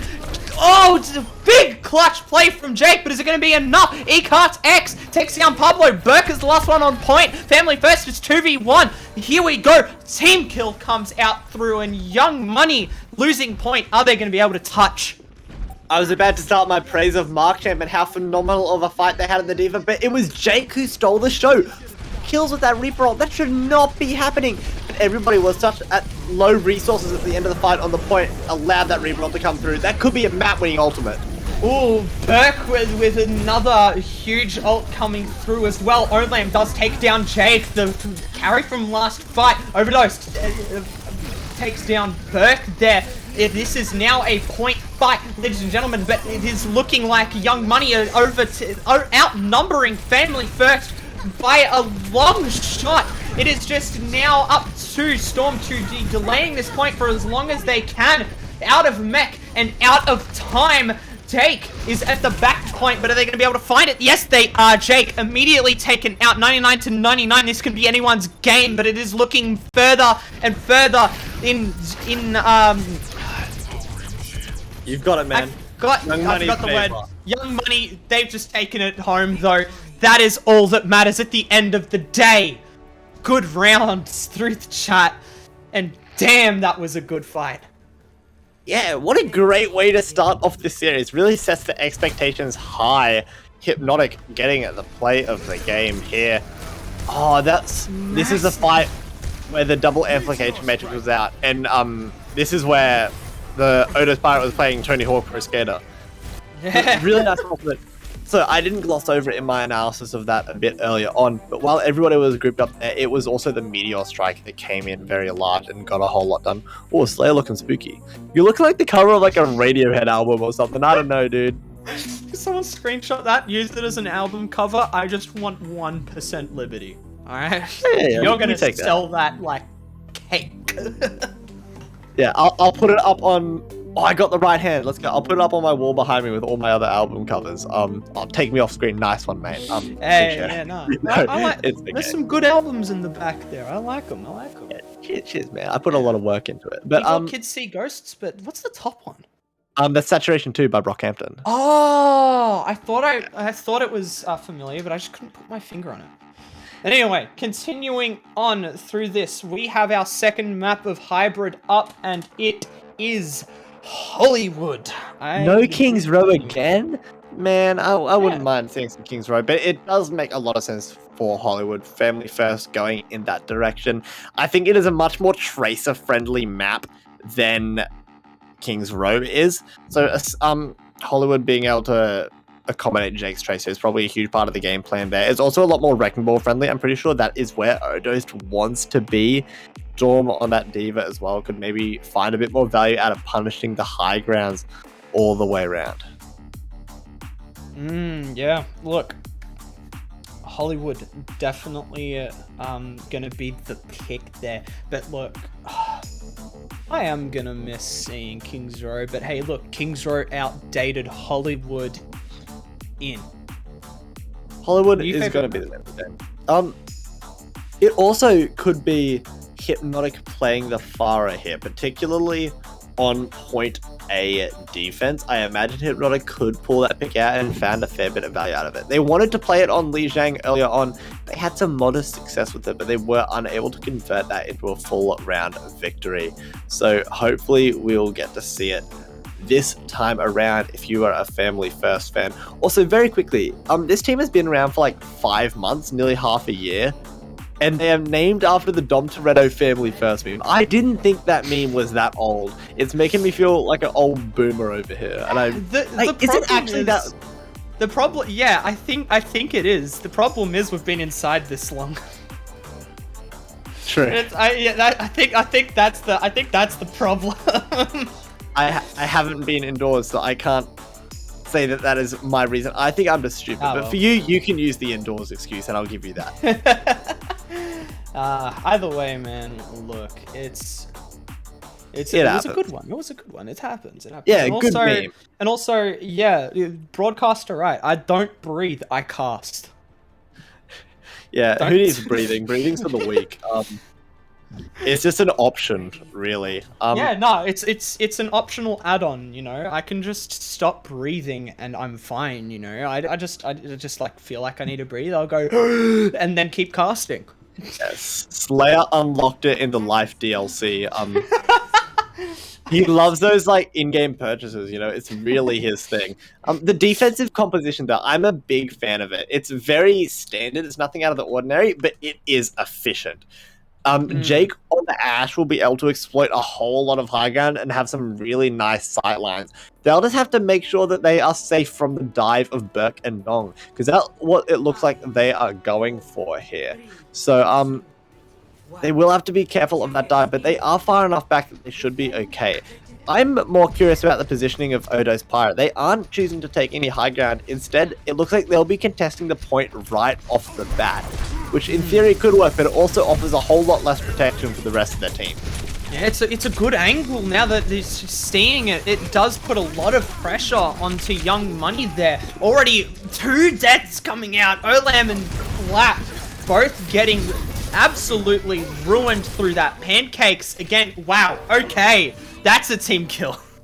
That was a huge fight from the Orisa. Odo's Pirate really filled up the assist bar of the kill feed. I believe they landed a halt and then the hyperspheres from Storm was what cleaned up the rest of the damage and gave them the full credit. Excellent use of that Halt ability though. When everybody, and a lot of those dive composition characters that are being played by Young Money are really squishy. So a Halt, a bit of damage, and then the Hyper Spears as well will absolutely clean up, and that is what we saw happen there. So they need to rotate a little bit quicker. Burke, not catching the memo, didn't rotate quicker at all. Yeah, Hypnotic does find Burke just a little bit slacking there, and it does pay with blood. Hypnotic, though, taken out by Olam, and Storm taking Olam back out instead. Mark Champ pushing straight to the point as we're just trying to find some damage through Dong. Ult up. This is looking pretty good for the Monkey here. Trying to get some damage through, get people displaced and out of their way. Over those Pirate, 2 frags in the back there while that was going on. Young Money down quite a few members, and that leaves them to regroup. The pushes just haven't been successful so far, and they haven't even been achieving their goal of building up towards that Nano Blade. I'm pretty sure that is the win condition of this composition for Young Money, and they aren't meeting it at. So they need to change something up here, and it looks like they're trying to change it up by diving this high ground and putting some more pressure on Storm. There we go, trying to push through this point once more. Jake with a nasty headshot onto Mark Champ. Olam, though, just in that back corner, still getting bullied by everyone that just goes through that door. E-Cart X getting the final blow.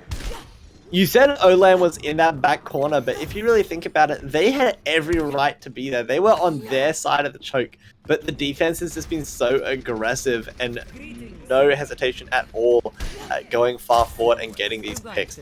The Nano Blade will be online probably partway during this fight, but in reality, they might have to wait to their final attacking on point A to use that ability if they do need. The rally comes out early, just trying to buffer up everybody from Family First. Yeah, we go. Burke having to back out just a little bit there as well. Overdose getting very creative with this positioning, pushing up really hard, just not letting Young Money have any space to breathe whatsoever, just like myself. The Nano Blade is online, it's coming out straight away. The bubble prevents the Hulk from finding impact, and they do find one. Burke starting up on Jake here, going for the Sigma now, very low HP, finishes it off with a right click to the head. Hypnotic is the next one on Burke's hit list. Doesn't grab anything yet. Everyone else in the backline doing absolute work to just finish off this round for now. Point A will go the way of Young Money eventually, but not without them using 4 ultimates to take that. While on the side of Family First, they used literally 0. So this next fight should be a pretty easy win just based on ultimates for the side of Family First. But it also presents another challenge for the offense.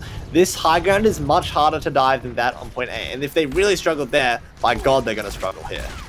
Absolutely, yeah. It's just finding those angles, it's finding the timing, and then having everyone just yeet out of there pretty much. Hypnotic, though, in the backline with a big pulse bomb, taking out both of the supports of Young Money, and that is probably going to be the curtain call for this push.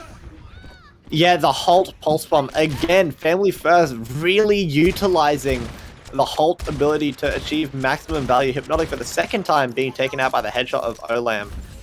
Maybe man's cracked. Maybe check his PC, something not right. I wish I could quote that copy faster. Word.exe is still installed. if everyone remembers that incident. I know what it is. Yeah, there we go. Bub is in through to the fight. Storm pushed back down a little bit, trying to get another angle up onto Young Money. High noon up. Olam cancels. Hypnotic trying to find something. Loving this part though. Overdosed, getting a nice little kill, almost getting the frag onto Olam as well, but just getting out with their life only for a moment as Storm finishes off that frag. They grab Graphitic Flux up, but Sleep Dart hits harder. Storm just going Betty Buys on the floor for just a moment. Burke, you might have a blade, but that isn't enough to finish off Family First. Yeah, that was a really late blade. I don't think they should have gone for that at all, and probably the right call. They are swapping over to the Hanzo. That will put a lot more pressure on the shields of Odost, Pirate, and Storm, and will also apply a little bit more of a more consistent threat to Jake. That long-range pot shots could really actually just rip their head off if Jake isn't careful there. So I'm a big fan of this pick. And so much space is being given by the defense. It is Olam just pushing the objective. Ooh. The question is, how will they actually challenge Family First? Especially just like that, they can't. Family First challenges them instead. Clap My Cheeks already down. Mark Champ out of mech. This is getting harder and harder by the second as Family First gets pick after pick. Jay finishing off the D-Mech D-Buff. Storm melee frag onto Pancakes, and Overdose finishing off Burke, in the backline. Olam trying to get something done, but Mark Champ and Clap My Cheeks just trying to touch the point. It isn't meant to be. Family First holding halfway through Section 2. That was a really impressive defense all the way around from Family First, really. It's really unfortunate for them that they didn't actually get the full hold on First, because that looked very much on the cards for them. But they made up for it with a stellar point B hold. Really good at exploitation all the way around of the high ground on both point A and B, always finding the best position to stand and get the most value out of their composition. Primarily, Jake on the Ash. And also, very quick notice, Jake and Hypnotic, they're such a flexible DPS duo to the point that even though I know Jake for their Tracer, Hypnotic can still pull it out and absolutely put it in work. They had some incredible pulse bombs and individual plays all the way around. So it isn't an issue of only having one Tracer player at all. And that allows Family First to do some really funky stuff with their compositions, which maybe not a lot of other teams would be able to do. I like Young Money's composition, if I can just interject there. I love that. Yeah, I was about to say, if we saw a poke composition from Family First, this is absolutely a poke composition coming out from Young Money. A little bit cheesy as well. I'm a big fan of it. I hope nobody's lactose intolerant in chat or anything like that, because there's a whole lot of cheese going on here. The Orisa and the Roadhog, even more pick potential than what we saw out of the Tracer Ash composition. The hold hooks could be massive from the Tank Joe, and the Torbjorn really be difficult for Jake, who is now going over to the Tracer as Hypnotic picks up the Shimada brother. The Torbjorn turret and the flashbang from Cassidy is just going to be such a tough time for Jake to navigate through, even if there is a really juicy dive target in that Zenyatta. Yeah, Olam immediately felling Fezza. That's a big pick if you're looking to be vouching for Young Money in this fight here. Overdosed, getting down and dirty, trying to take down this Orisa. Is it supposed to happen? Yes, it is. Storm finishes off the protection and the horse. Olam taking down Jake. Hypnotic trying to find a soft peek and a hit through to point here. Does get the turret down, so trying to find out where is the Torb. Olam though in the backline of the point. It's going on. Yeah, we're on the same wavelength, Slayer. We do love that. I think that the offense is struggling primarily because dive doesn't really work into a poke composition, but they did get it at the end of the day, or that specific pick composition, I should say. They do make it work at the end of the day. As the longer the fight goes on, the superior heals will just kind of benefit Family First. They took full advantage of that. Going into next fight, they will have nano boosted Winston on the field, and that will also allow Storm to build up their Graviton Surge, which will be comboed with the Pulse Bomb. So they have a bunch of ultimate cycling they can do here to make a really prolonged push into point B and get them really, really close to actually completing this objective. Oh, this is problem for a couple people up on the top there. Olam fall to Hypnotic. It was just getting so much damage through, but the hook! Oh, it does take out Hypnotic in the end. Exotic just up in the face and in their grill for Young Money. There's just so much damage coming through in so many different positions. But they see Mark Champ, and it goes through for the sleep, and the kill goes out as well. Family First continuing to push. Yeah, they actually might complete it here. I don't know if anybody will be able to touch. There's some really slow-moving characters. The grab off the payload, but it isn't quite far enough away. There we go. The ultimates are coming out. Storm, Fezza getting some frags out in there. Overdose taking out Olam. Jake finishing off themselves as Mark Champ rolls into their face. But hey, look, Molten Core or not, Family First takes the map score 1-1. Evening up the series. Well, I hope this is that Hulk play that we saw on point A. Please. So, it is. Hey. Yeah, you do see the Hulk.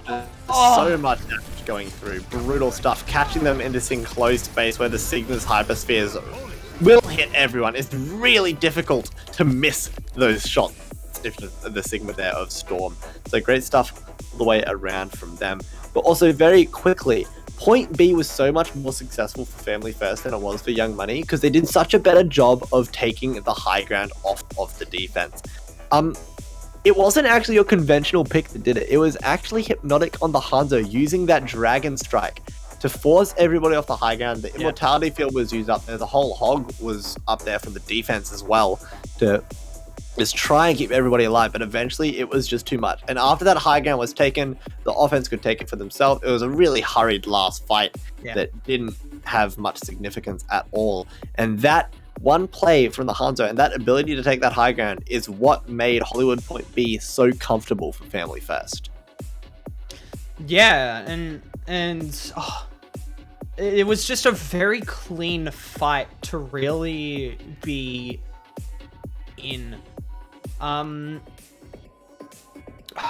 Look, there was a few mistakes made trying to actually get back up onto the high ground. But in the end, it was just Family First was able to just capitalize is the word I'm looking for. They were able to capitalize on a lot of mistakes that Young Money had made. And that's a huge part of the game because Overwatch, as much as you can prepare strategies, compositions, and even set plays, a lot of it is actually reactive stuff. And that is what separates the good teams from the great ones. The ability to react decisively and well. And Family First absolutely showed that there on Hollywood. And that is something that they will have to continue in the series as we head over to Dorado. There is lots of potential to be reactive here as well, whether you want to dive the high ground or whether you want to stay on the objective, or any of the abilities that are used up there and how you choose to counter it. So there is definitely options for Family First to continue showing that off. There's also options, of course, for Young Money to show that they have that as well. And also just to fix up those mistakes. Because some of them weren't very big at all. Some of them, they were just like caught in rotation, which is you have to rotate on an offense. There's no real avoiding that. But maybe there's better ways you could do it. And that is something that they'll have to think about as we head into Dorado here. I wouldn't be surprised if we saw more Jake Ash. That makes a lot of sense in my eyes. There's so many high grounds that you can exploit, particularly on the defense. The kind of bunker composition that we saw defending Point A Hollywood, I don't think would go amiss at all here on Dorado. It wouldn't look out of place whatsoever. Ready for battle. But no, they're actually going for the dive defense. It is the Jake Tracer Hypnotic on the Echo. So it will be the Echo playing a similar role to what the Ash did on Hollywood, being that long-range presence up in the sky that's just difficult to pin down and pelting in that constant damage. So that could be promising. The dive will be in an interesting predicament because diving the payload, staying on the objective for a long time is not really something that these tanks want to do. So they will have to win these fights quickly and win them quickly enough to the point that the payload doesn't make any significant process. So that is the win condition for Family First. And if the longer these fights goes on, I think the more it favors the composition of Young Money. Just because they have a bit of a beefier tank presence and the Roadhog will just deconstruct a team. Ooh, but that immediate early kill onto Storm, that's not going to be very good on the resume for Family First. Young Money pushing the cart further and further away from their spawn. Worst case scenario there for Family First. That D.Va is the one that you want contest payload for the short amount of time they want to be, and losing it right off the bat. They're only coming back now. They just gave up half of the point A for free, and they got hooked again immediately. This time, MarkChamp. Yeah, MarkChamp is the one to fall in that situation. Dong does take down Overdosed and Olam. Fezza, two big, massive picks for the side of Young Money, and it really is going to show. Hypnotic, though, trying to turn the tide by taking down Olam. Pancakes with a nice little whiplash pick. But Hypnotic taken down by Burke, and that, I think, will close off the first section of the push. Dong had a massive pile drive in that fight while everybody was grouped up trying to clean up MarkChamp, who was that time was on the Roadhog. Everybody was grouped up there, and they all were knocked up by that pile driver. Even an anti-nade from Fessa couldn't keep them alive. Great Wrecking Ball and Tracer play from Olam, who was on cleanup duty. Yeah, here we go. Another fight, another day. Hypnotic up on the high ground, but Jake is the one to hit, stick and kill Pancakes here. Clap, trying to get some healing up. Does have the nano. Thinking of who's nano when this next fight comes up. Probably gonna be Odosed or Hypnotic there, but it is Hypnotic who did. No, wait, that's Burke. I am sorry. No, it was Odo's Pirate who got that nano pretty early on, and it let them build up towards that Primal Rage while also contesting the objective for a little bit longer than they'd normally be able to. The Echo was caught out in a really bad position there, and that allows the duplicate of Hypnotic to go so aggressive and clean up the rest of these stragglers.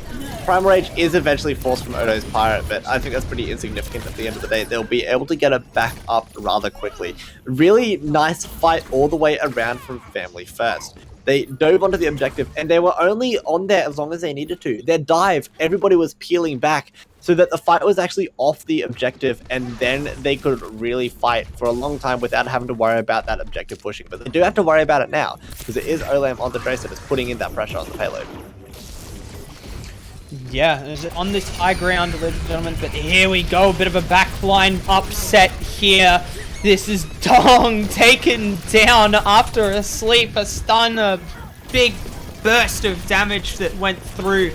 But Stomp trying to chase up Olam, but it's not going to be for much longer. Erdos does get out of there, half HP or not. Fezza has the ult, uses the ult, and that will go straight to Odost once again, who gets a frag onto Pancakes. Storm, though, still on the back line, helping out the supports.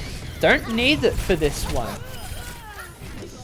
Nah, the defense is still holding strong, but more payload progress is made. If these incremental advances are continued to be made by Young Money, they eventually will just capture the point, because the fight will eventually end up on the payload, and then ideally for Young Money, the defense crumbles. But they'll have to get a few more resources until they can make that work. I also think that they are really suffering, Young Money is, from getting picked off a lot of the time. It's so often that they are going into a fight after being staggered, after getting picked off someone. That time it was MarkChamp, but before it was Olam, and Burke, I'm pretty sure, was the victim of that one before. They need to play a bit more secure and keep everybody alive, and Burke did not catch the memo, but there is a back gap going on. Ooh, maybe will Family First pick this one up and figure out what's going on? Yes, they will. eCart X does grab a frag onto Dong after quite a lot of damage, but as we watch here, Clap My Cheeks, definitely getting some healing through, trying to keep everyone topped up to maybe push this one again. The High Noon comes out from the Cassidy, going for a really ballsy flank there, manages to escape with their life.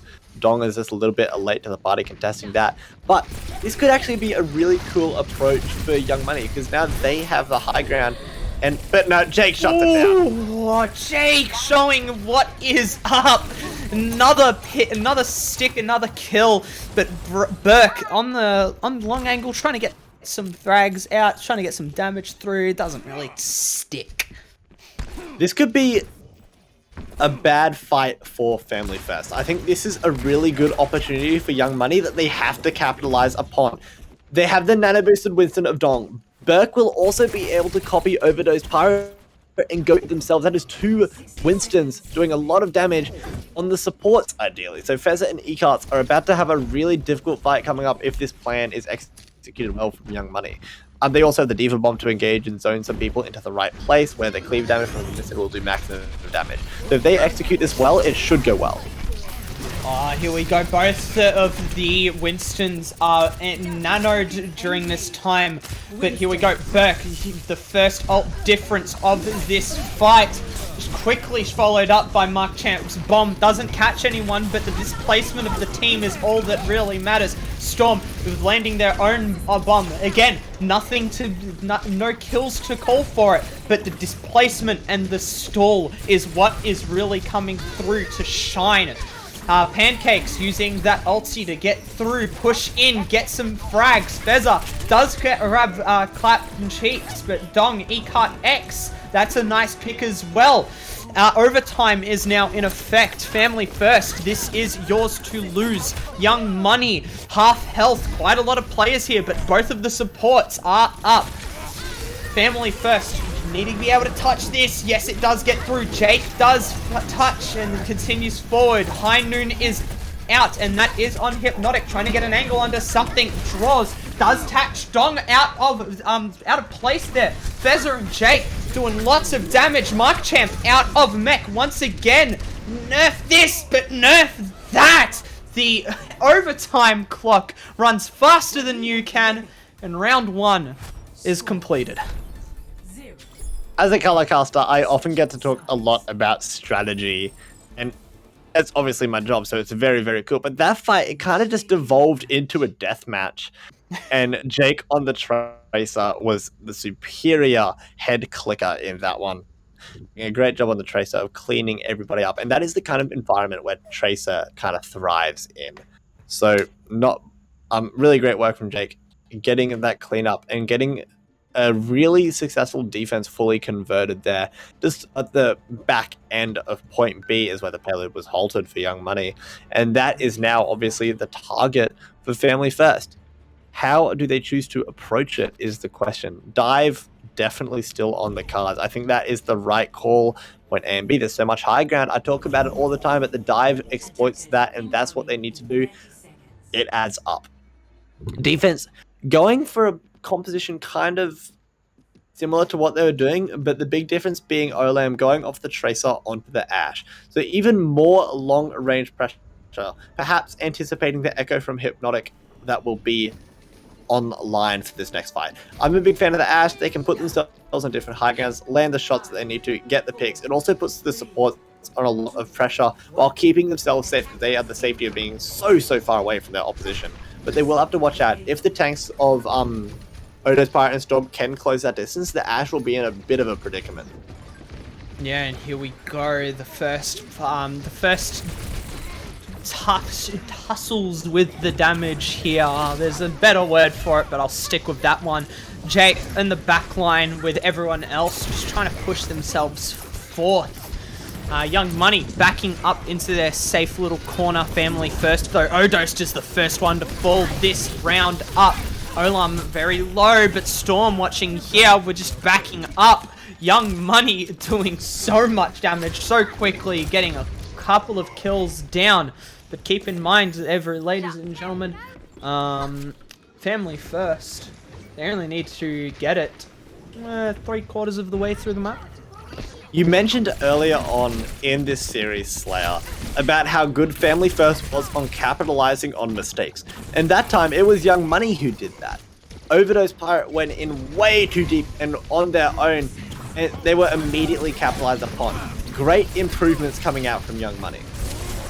And here we go, Overdose once again pushing hard onto this point. But here's Jake on the side, does catch Olam, and that's a big starting pick there. That's a lot of damage gone. Family First, another big pick there. Dong is taken out with Hypnotic, another 2 kills, headshot after headshot, and that is going to potentially finish off this round. Yeah, I don't know if there will be a contest at all for point A. It looks like Dong was going for it, but no, they are just taking the high ground. This will be one of those defense-defining fights for Young Money. They have so many ultimates online. They're coming up on 5. The Nano Boost won't be too far off either. But if they use them all here, that makes their next few fights on the defense, because they have to hold this for 4 minutes, mind you, really, really rocky. They need to get off to a good start straight away, cycle these ultimates well, and keep them in the fights. Here we go, bunch more ults out through it. XRE cut X with that ult up, but it doesn't really, it does a lot actually, but Burke with that copy as well, just trying to get anything up, doesn't really get much, but Hypnotic with that ultimate does take out Dong. And the payload is being pushed this whole time. Jake getting so much progress on the objective there, something that when Olam was playing on the Tracer, they just weren't able to do. And forcing the D.Va ultimate as well. That is all of the ultimates used now for Young Money. In fairness to them, Family First use everything as well. So it's essentially back to neutral here. And with 3 minutes left, there'll be more than enough time for everybody to build up to those ultimates. Great little bit of D.Va tech there from Mark Champ, just booping Odo's Pirate off the high ground, ensuring their dive didn't get anything done. Yeah, here we go. Watching Odos just find a new type of angle to be able to approach the enemy team from Fezza with some really nice healing there. But Hypnotic just in the background getting a nice little headshot kill onto Burke, which has been a very big pain in the butt for Family First for anything they're trying to do here. Jake though, nice little stick, and that's both of the supports for Young Money down. This is looking really nice for Family First as they continue to push through. Tracer of Jake did a really good distraction there on the payload. Everybody's back was turned on the high ground looking down towards the Tracer, and then it was Odo's Pirate who engaged on them right then and there. This D.Va bomb should seal the deal, and yes it does. Family First, 2-1 is the score line now as we head into 2CP, and they are in a really nice position to turn around which at the start of the series didn't look too good for them, but in the second 2 maps they have really found their footing. Yeah, 100%. Look, the sleep dart, continue on, just the bullying, the brig, just showing who has more close range power, just so much damage coming out, and the DPS for both teams have really been doing a lot of work. They've been doing the good stuff indeed, but we aren't quite done. There's still a bit going on. Slayer, we have our next map type, which is going to be 2CP. The options, I believe, are Anubis, Volskaya, and Hanamura. So I'm curious as to where these teams actually take us. I think all of these maps are... all these maps are good for both teams. I don't think there's any that are standout ones that we want to avoid, which is always nice. We want a clean series that isn't defined by what maps are available, because that's always a little bit stinky. But we won't have to worry about that here. So it will be Young Money's pick. They were pretty keen on Hollywood to play the bunk recompositions with the Hog, the Orisa, the Torbjorn. Maybe they want to go back to a little bit of that sort of style, and in that case, I think Hanamura and Temple of Anubis would be your options for that. So that is one method of approach. The other one is maybe you want Olam on the Tracer, which in that case, probably Volskaya would be your best option for the Tracer, but it will be Hanamura. So that poke defense, could really come through there and make a lot of sense. But it also, there's so many high grounds and just angles along sightlines is the big word. Sightlines that Jake will be able to use to their advantage if they choose to go for that long range hit scan. If Hypnotic, they pulled out the Hanzo as well. Double sniper maybe. On the defense, I think that could be really good, just eyeing down that choke. Anybody who walks through that choke would be walking into a crosshair if they chose to go down the double sniper rep. Yeah, and hey, look, they have a bit more time to think about it, as we're just gonna go on another quick short break, a little bit of a half-time type of area here, but hey, look, we'll be right back with some more action.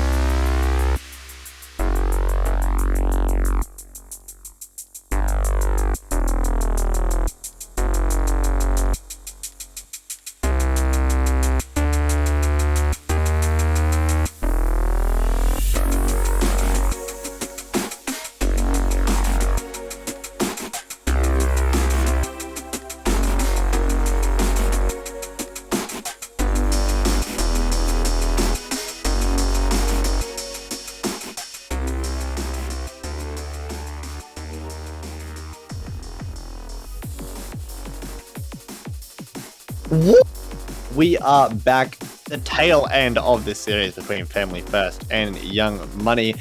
It is 2-1 to Family First as we speak. We will be potentially deciding this series over on Hanamura. Yeah, look, it is 2-1 in favor of Family First, as you guys have seen. Young Money really have to bring themselves up and take this win on Hanamura if they really want to, come back in this. Yeah, this is the final shot for Young Money. Of course, it could go to a draw, so I guess it isn't completely final shot. But there's still a lot to play for, and Family First, most importantly, will be playing for the win. I'm personally really excited to see them on the defense, purely because they had a really nice one on Hollywood, and I expect that trend to kind of continue. They also had a really nice defense on Dorado as well, so I think when they are able to stay static and hold a position, that is when they do really, really well. So maybe that is the kind of route that they are going to go down for this Hanamura defense.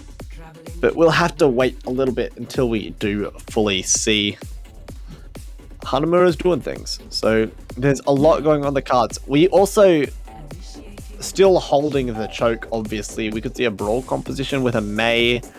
Torbjorn is absolutely a pick that isn't super common, but we could get it going here on Hanamura. So Yeah. there are a lot of options. I wouldn't mind seeing some Mei play personally. Mei play is one of those tried and true kind of just picks that you can go with, you can go without. You know, same. Look, honestly, you can do that with Torb too. Especially on a few maps, but the damage output that Torb really puts, that Torb delivers, is slept on at times. I feel it really is. It's perceived as a cheese pick, but there are a few good Torbjorn players out there that are genuinely pretty darn good and are impactful in fights. But we are seeing a very similar type of defense coming out from Family First, as I hoped for. And it will be Jake again on the Ashe. But I think the highlight player for how this composition succeeds is going to be Odosed Pirate. Because they are a very static character on the Orisa. And they mightn't be able to react quick enough to the teleport to point if that is what Olam goes for. Especially with the Mei wall to cover off the sideline and keep the teleporter alive. The defense could really get caught out in the courtyard and then really struggle to contest the objective. But no, they teleport high ground, wrapping all the way around the back of the point.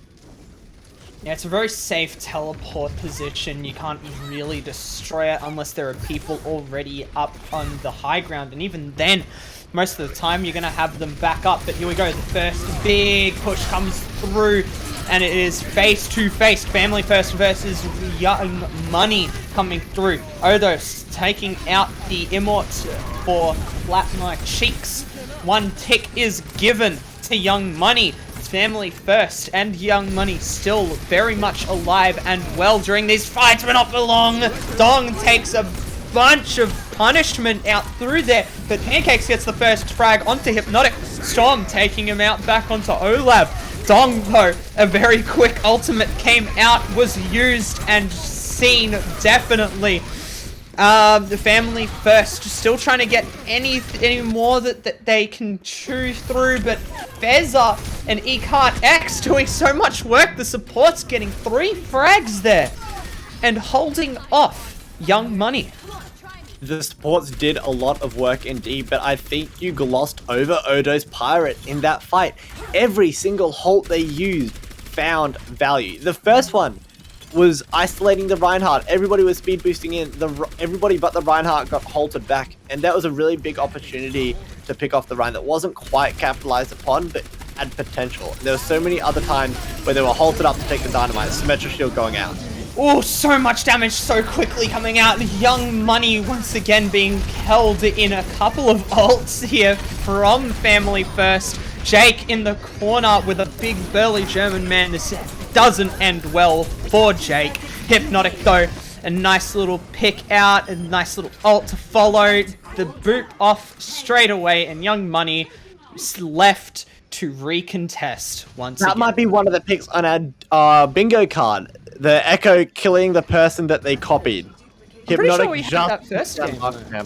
Did we? I don't know, but we definitely have it now. Definitely have it now, 100%. Stop trying to kill my excitement, man. I'm just happy we've got the bingo cards going. Yeah, fine. So many ultimates were used by the defense though, so that means that this next fight should be favorable to the offense if they can get a good rotation in. The Mei walls would allow them to evade sightlines for a little bit longer as they cross this high ground. Also the speed boost to keep everybody alive as they go around. They're trying to get all the way to the point.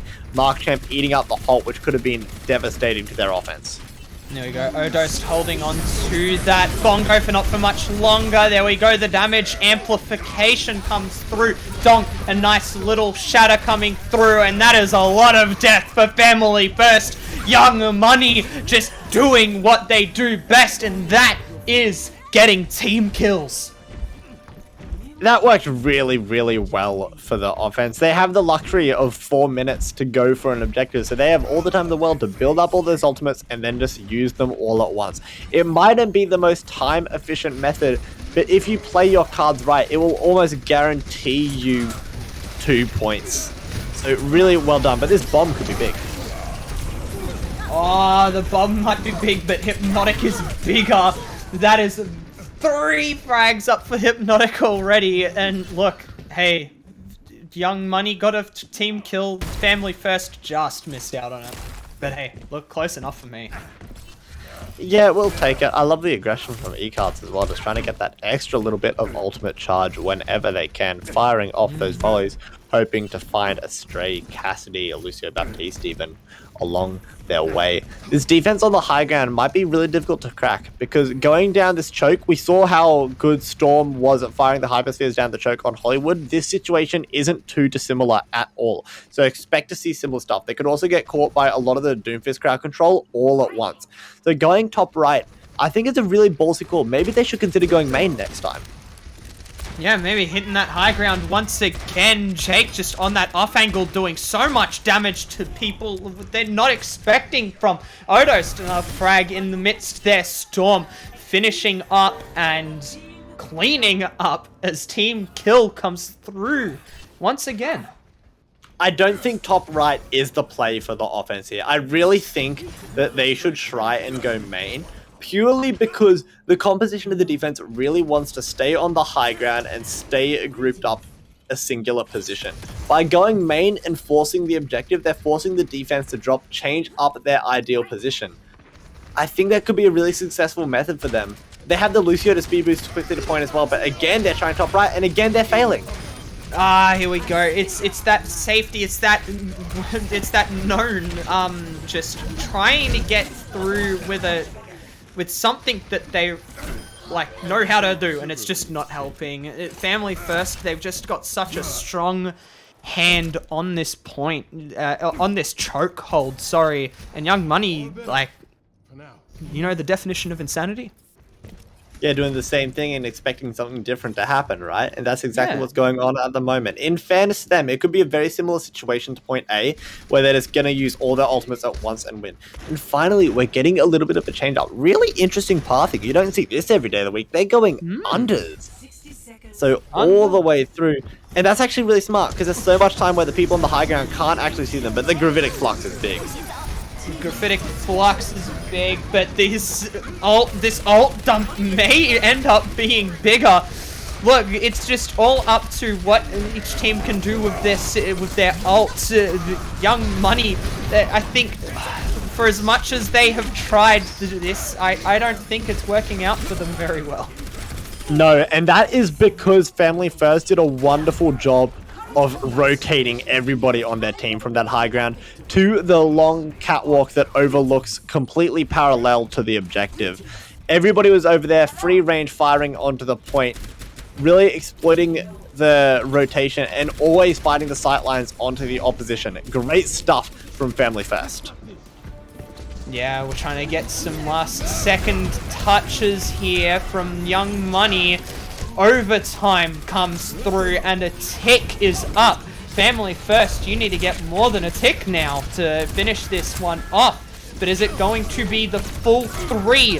Maybe, maybe not, as the overtime ticks down and it hits 0. Young Money just wasn't able to touch in the end. Actually giving up that tick there is kind of huge for Young Money. That means that this game, if Family First capture point A, which I think they should be able to do, is technically still winnable for them. If they didn't get that full tick, it would have been such a different story. So great stuff from them to be able to snag out that final bit of value as the offense closed for them. So that doesn't take away how phenomenal of a defense that was on both points for Family First. They played really, really well. They know how to play that composition. They made it work on Hollywood, and they're making it work here as well. So as we go into the rest of this tournament, if Family First do end up advancing, do watch out for that. They will go to the maps on the defense where they can play that composition, and very likely they will succeed. The call of a madman, the call of a wild person, a hypnotic, even though you couldn't see it.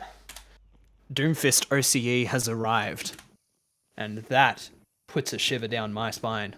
I don't know about Young Money, but whew, I'm scared for him. They did an awesome job on the Doomfist, actually. Like, they had consistent value in every single fight. Not just one-off occasions, but consistently doing work, which is very, very cool. It's also what the Torbjorn turret will be aiming to do here. Find consistent value and consistent damage. The Torbjorn, they'll just provide the turret onto point, have it doing poke, but it doesn't actually stop the symmetric teleport, but that boop from Dong will. A double fake, I think I just saw there, but hey, look, it works out for Family First, who already have a tick on the point there and a frag to their name. Overdose Pirate, though, falls quickly after, in succession. Another tick freely given to Family First. To Young Money need to be a little bit more vigilant for their point at this point in time. Overdose Pirate quickly getting back to the point. Clap taken down with a pretty easy, you know, just a quick, what is it? Shooty McBang Bang. There you go. Clan takes down Fez. Hypnotic back onto Burke, but eCart X just doing frog things in the sky, taking out as much as they can. eCart now onto the Bob, backing away, but hey, look. OCE, am I right? The defense managed to hold it on there, which is actually really good. I thought they weren't going to, but at the end of the day, Bob from Olam came in really, really big. And they have more ultimates going into next fight as well, as Olam again finds another pick, and the offense is kind of staggering themselves out, which isn't as bad as if it was the defense, because they do have heaps of time to regroup, and that will come very quickly. But this next fight is going to be intense. If Hypnotic can get the Blizzard off on the point, it'll make it really difficult for Young Money to actually contest it. And they don't have the luxury of being able to give up any ticks anymore. They have to contest straight away. Oh, the Molten Core! Pretty much all of it was eaten up by Storm there. Amazing play. But Dong, though, does get off the ultimate Mark Champ in the back, trying to get rid of the teleporter. That does take out Storm in turn as well. And I think Young Money is the one to play here. Well, I wouldn't say that just yet, Slayer. There's still fight going on, and Family First has actually managed to turn around. The tanks are playing so well on this objective. Oh man, yeah, it was either or, but it was just a little slip up from Young Money that did cause them to lose the objective at that point. Family First, you've only got 39% to take, and you've won. And they have the ultimates to do with, and with Pancake staggering themselves, that's actually so huge. They'll be able to get onto the point straight away in a 5v6. Oh, here we go once again. 5 to 2 on point. This isn't looking very good for the side of Young Money here. Hypnotic doing absolute beast mode stuff on point. Storm, but again, Hypnotic coming down with another big fist coming through straight to point. Continuing on to Storm. Almost got that ultimate coming out. eCart just sticking on the point. Not a lot left to go. And ladies and gentlemen, Family First take the round, going 3-1. Young Money, sorry to say, but you've been eliminated. That was a great offense as well. They're really capitalizing on again, that recurring theme of Family First, capitalizing on the mistakes of their opposition. And here's Hypnotic on the Doomfist, getting so much work done, having a good old time of it in these tight corridors where the Doomfist punch and crowd control is just so potent. Great stuff all the way down for them. But back to that final fight, Slayer. There was a 5v6. The Mercy was down as they had to try and reset, and they took full advantage of that, got onto the point. And even though the spawn obviously came back because 2CP, it was still enough. The damage had already been done to the point that was really the nail in the coffin and what delivered Family First that series. I also put it down to the displacement as well, but in the end, look, Hypnotic did a lot of work. Doomfist OCE definitely came through and demolished what was left of point 2. And hey, look, that was I'm pretty sure a 4K or a 3K that came through just in that final fight from Hypnotic. But MVP. He was constantly turning fights that were drawed or lost, and Hypnotic came through, did some punches, did some headshots, did whatever, and came back and won his team the fight. Yeah, the Doomfist did a whole lot of work, and aside from elims, they also just did raw amounts of damage, which a lot of the time is actually more important because there are other players on your team that you can manage to clean up. We won't forget this time, player MVP. I think just for that Doomfist performance on alone on Hanamura, as we've been talking about him, that has to go to Hypnotic on my side. Played really well. Odost also played phenomenally well on the Wrecking Ball, so huge props to them. Yeah, young money, cash money, billionaire lifestyle. You're just gonna have to wait a little bit more for that payout check. Family first is the one to take it first. They are. And with that second and final series done for the night, we just have a few thank yous in order to make this Ascent tournament possible, because for the next couple of weeks, it will be our grand finals where the prize money will be decided, and this event is made possible by a whole lot of people behind the scenes. Bloodborne, Gat, Pap, and S-Doggerman and Bees doing so much work behind the scenes right now, making sure everything runs smoothly, managing ourselves to almost try and keep me and Slayer on the track and not go completely out of left field. So great job to them as well, Pap and S-Dogger as well, for coordinating the event. S-Dogger was streaming us tonight. I don't know who those guys are, Slayer and Nikki. They're probably really handsome though. They were your commentators this evening. Gat, Temporalic, and S-Dogger make the stream look as smooth as it does and run as smoothly as it does. And it lets us put on the best product for everybody at home that we can. And that leads us to our final thank you. Everybody who managed to tune in, thank you so much. Giving the players the opportunity to be casted, I should say. That doesn't happen for everybody every day of the week. And also lets me and Slayer have a good old time on camera. Oh, yeah. Not complaining about that at all. Yeah, and another thing is chat. Everyone in chat, everyone participating in chat, you make it so worth it. Even through the thick and thin, like through everyone, for everyone that, you know, watches along, the streams wouldn't be nearly as good or as nearly as good as they are without you guys. So hey, paying through the pauses, through the internet issues, through the thunderstorms, that kind of stuff. Yeah. You're like the glue that keeps the I don't want to say sinking because it's not sinking. this very unstable, rickety old ship alive that is me and Nikki.